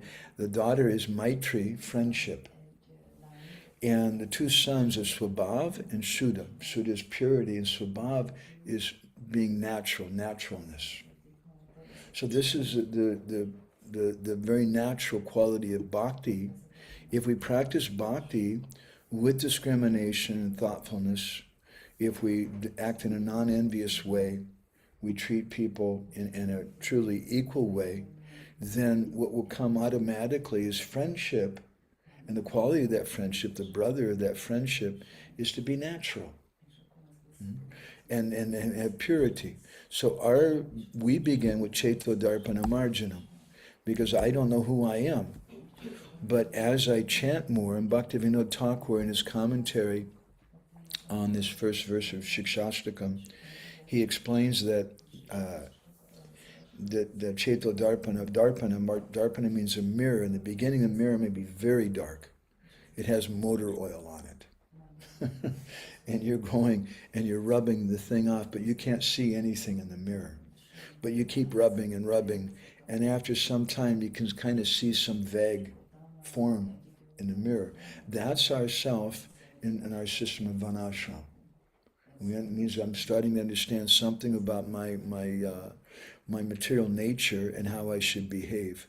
And then as it becomes more and more clean, then we understand ourselves in a spiritual way. So that's the whole purpose of Vedic culture, is to be natural. That's the purpose of Vanashram. What is natural for me?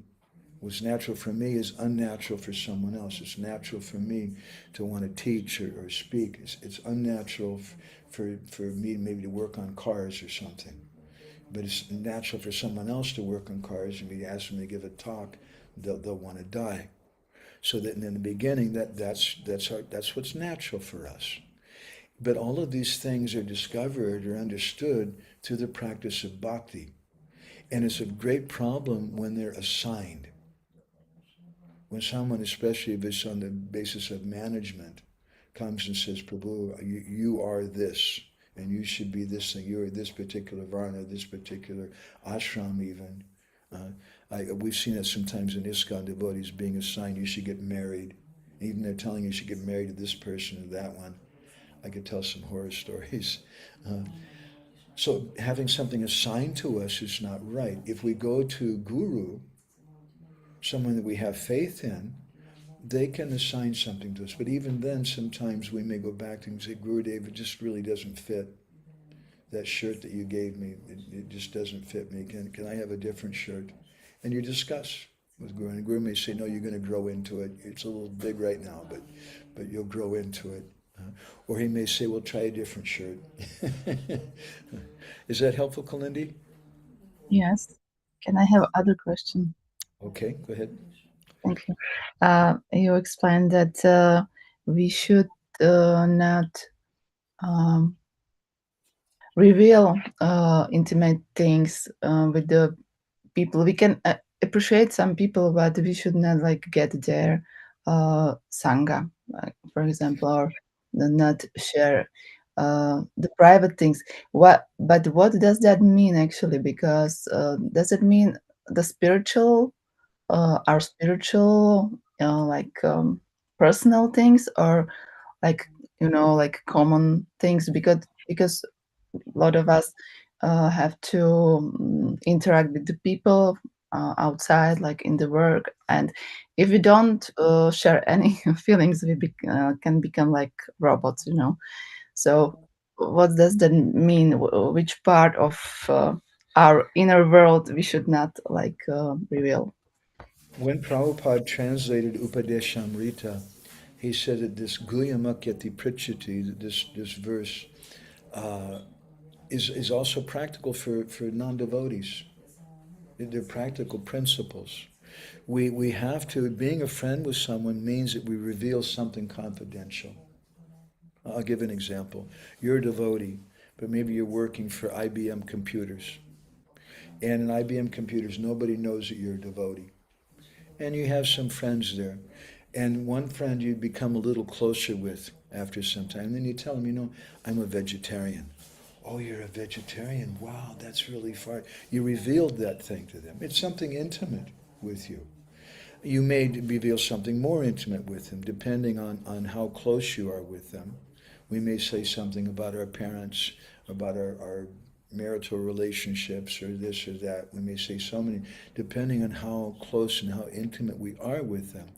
But it's a very important principle. Bhaktivinoda, in his Bhajan Darpana, or song commentary, which is Gurudev Kripa Bindu Diya, the song, that's a commentary on Trinadapi Sanichena. He says that Deho Nata Jata Jata, that we should respect people according to their position. And so how do I know what their position is? As I was saying about Yadu Kumar Prabhu, he tells me he doesn't ever criticize anyone. So I think, great, he's good association. Within 5 minutes, I find out he's criticizing everybody. So it's something practical. We have to develop some wisdom.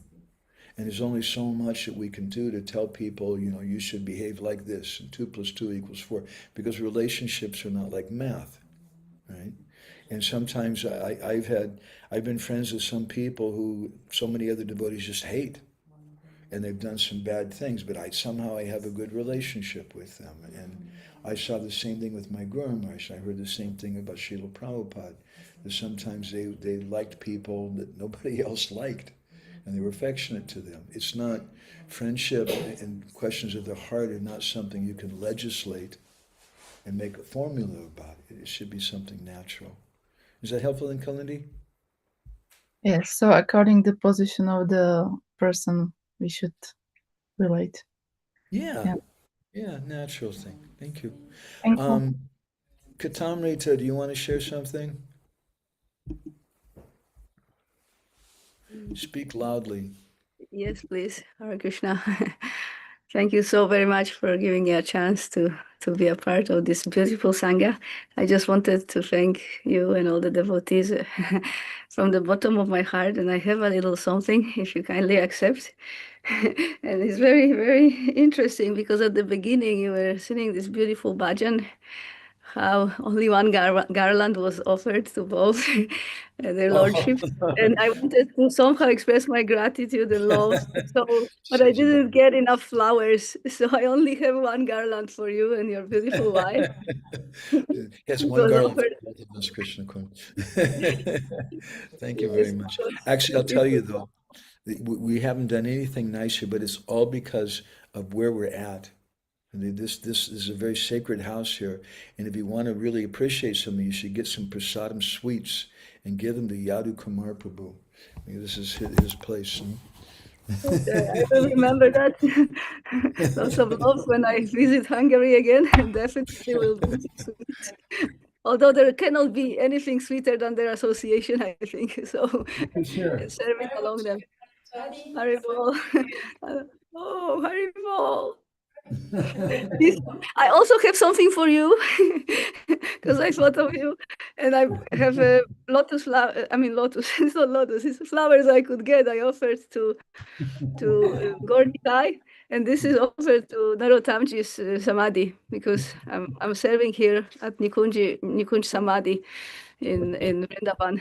So opportunity to serve the lotus feet, and I wanted to somehow share to thank all of you. Thank you so very much. Thank you. So we have a garland today, and I can see Krishna Balaram Prabhu is cooking prasadam for everyone, right? So we'll all have a garland, and then Krishna Balaram Prabhu is going to give prasadam to everybody, right, Krishna Balaram? Absolutely. Hare Krishna Prabhu, accept my obeisances. Hare Krishna, everyone. This is Krishna Balaram Prabhu in his kitchen in South Africa. Oh. What's on the menu today? We're just making some moong dal pancakes with some Moong dal pancakes, all right. But they have chutney you got to have, or sauce, ketchup or something at least. Thank you, Prabhu. Nice to see you, Prabhuji. Hare Krishna. Purushottam Prabhu, Leela, I'm a little annoyed because a little bird came to Krishna Kun and I and started singing this really sweet song yesterday here at the farm, and saying that there's some special devotees who are coming from Czech Republic, and we brought Mahaprasadam for them and everything, and then they're just so angry with us, they decided not to come. That's what we heard. Yeah. It was kind of a disinformation. Yeah, what can I say? I'll be crying. We told Tota Gopinath Prabhu was here. Yeah, I've seen him yesterday on the video that you sent from the Radhakund. Oh, that's even more painful now. He's gonna be really disappointed because we told him you were coming. He was really excited. Yeah, Yeah. At least please convey my pranams to Tota Gopinath. Today, And we were having lunch with Naranjan Maharaj today, and we were telling him about how Tota Gopinath had given you Radhi Sham, the deities, and uh-huh. I showed Naranjan Maharaj photos that I took in your house, and Oh, Maharaj Krishna, Krishna. was very pleased. Well, maybe with his blessing we can hope to serve them much better than we do now. Well, you got to come and visit us. We're really disappointed now. We were hoping you would be here. I wanted to introduce you to Yadu Kumar Prabhu because he's a troublemaker like you. He's an Iyengar man. And you see he's got all these like neck beads and stuff like that on, you know. And he's just Oh. he's a troublemaker. So shall I jump into the car and come? Yeah, yeah. You have some comment? Yeah, you should definitely jump in the car and come. You have some comments or something? Well, I wanted to because that was exactly on my mind what Krishna Kund Mataji was asking, and then more devotees were adding to the discussion. So I just want to be blunt. Is there any harm or risk on the side of spiritual master to guide his disciple like straightforwardly toward the ekantika bhakti? Because sometimes we are so afraid. I observe it in the society, like, oh, we are not qualified and this that. Now, I just don't see the harm in the spiritual master just guiding the disciples to be ekantika for worshiping Radha Krishna, worshiping Gauranga Mahaprabhu. And then we don't have to worry whether we are sahajiyas or not, because we are following our spiritual master. We got these instructions from him. And the only thing what is my concern now, is there any risk on the side of spiritual master guiding his disciples in this way? Well, the first thing is we have to adjust the foundation. You have a nice house, but you don't build the second floor first. You make the foundation first, and you have the first story first. So we have to be careful how we come to Guru, who our Guru is, and that our relationship is very natural and strong with Guru. I see sometimes when devotees don't have proper relationships, when their marriages are not proper or something, and it doesn't work well. They're just not compatible, and they can't function together. And they can say, well, this person's bad or this, but the bad thing was you got into a relationship with the wrong person. The foundational thing was wrong. The way you chose a wife, where you came to was wrong. The way you came to Guru, who you chose as Guru, was not correct. You had to be very careful. And Shastra says that we should take some time and spend a couple of years living with that person, seeing that person, and seeing if it's actually going to be close to my heart and if they can work. So if it's like that, then it's natural, and things will work fine. But when it's not like that, then we're going to have some doubts, and there'll be problems. Go ahead. Anything more? It's just, well, shouldn't it be like just speaking it generally? We are coming into, like we are deciding to be initiated into Gaudiya Sampradaya, specifically Rupanuga line. So why shouldn't we expect it from any guru in that line? Why should the guru be concerned? Like, why should we be concerned whether, oh, is this Guru Maharaj, is this guru in the mood of Varnashrama? Is this guru in the mood of, I don't know what? Or why should he be in any other mood than Ekantika Bhakti to Radha Krishna and Gauranga? Because he may have I'm sorry material, to there's a lot of reasons. He may have material desires. He may be in the modes of material nature. He may not be a pure devotee. Or maybe he's a pure devotee, but somehow he's a devotee of Lord Ramachandra. like, some of the associates of Mahaprabhu. Therefore, we have to be careful who we select as guru. And it's not just guru can parrot something. We all parrot something. We repeat, yes, we should worship Radha Krishna and Vrindavan and do this and this. And that's nice, and we should do that. Even if we haven't realized that, even if it's not really deep in our genes and our chromosomes, we should speak that thing.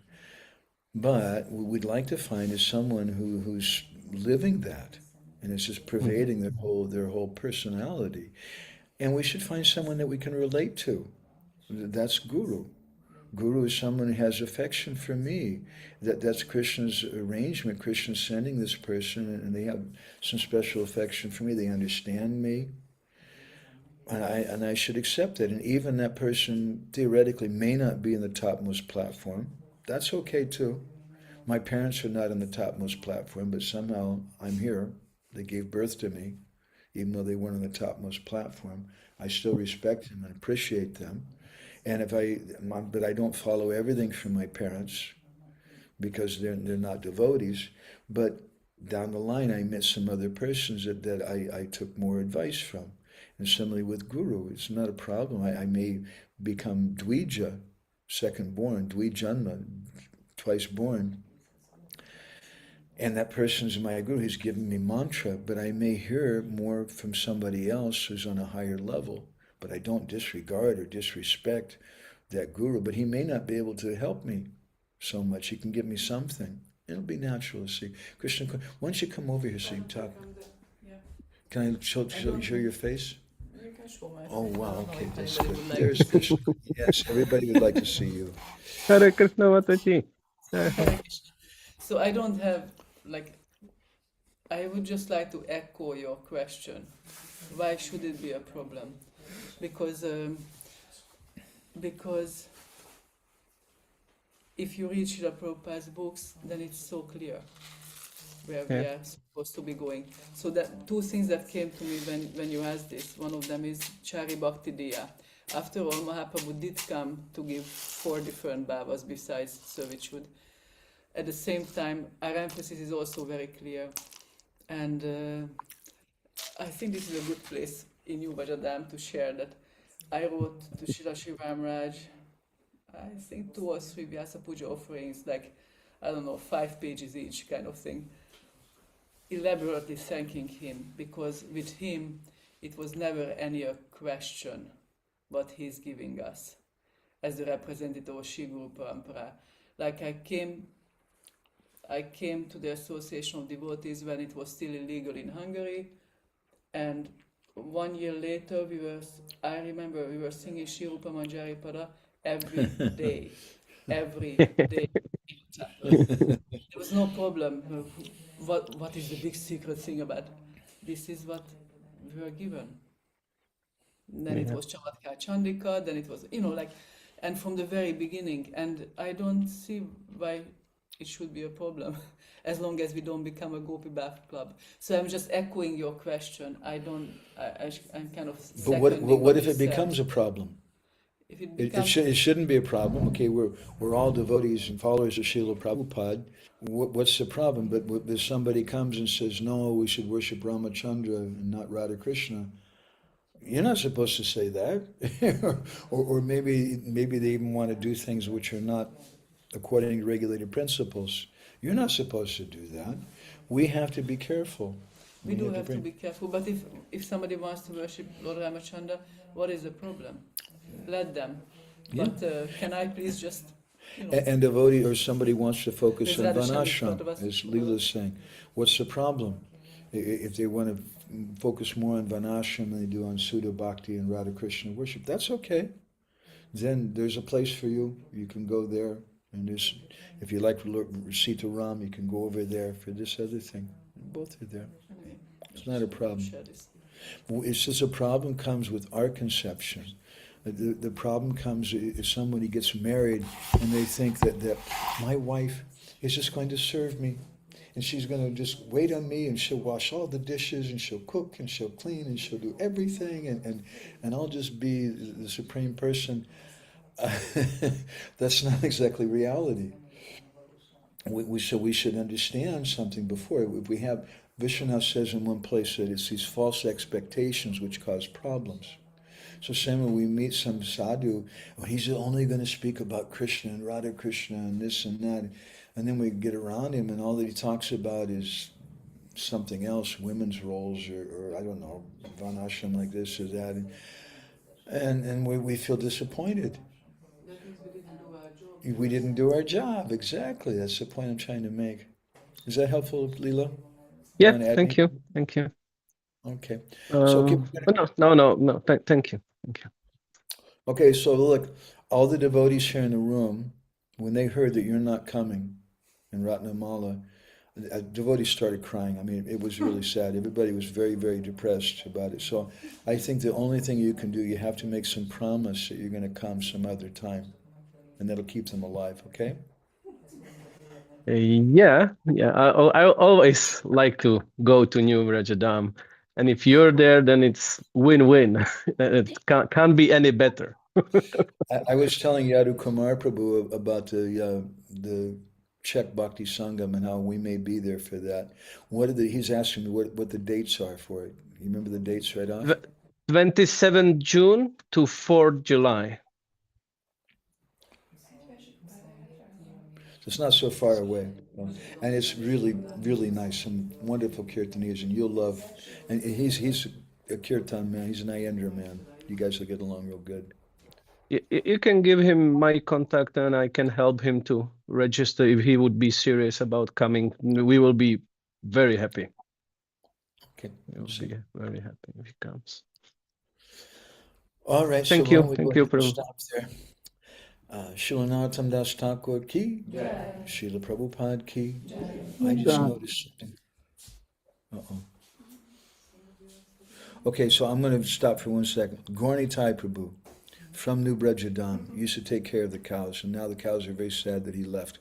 He's in Mayapur. He comments, Prabhuji, when you go to a new group of devotees for a longer period of time, how do you find devotees who are like-minded?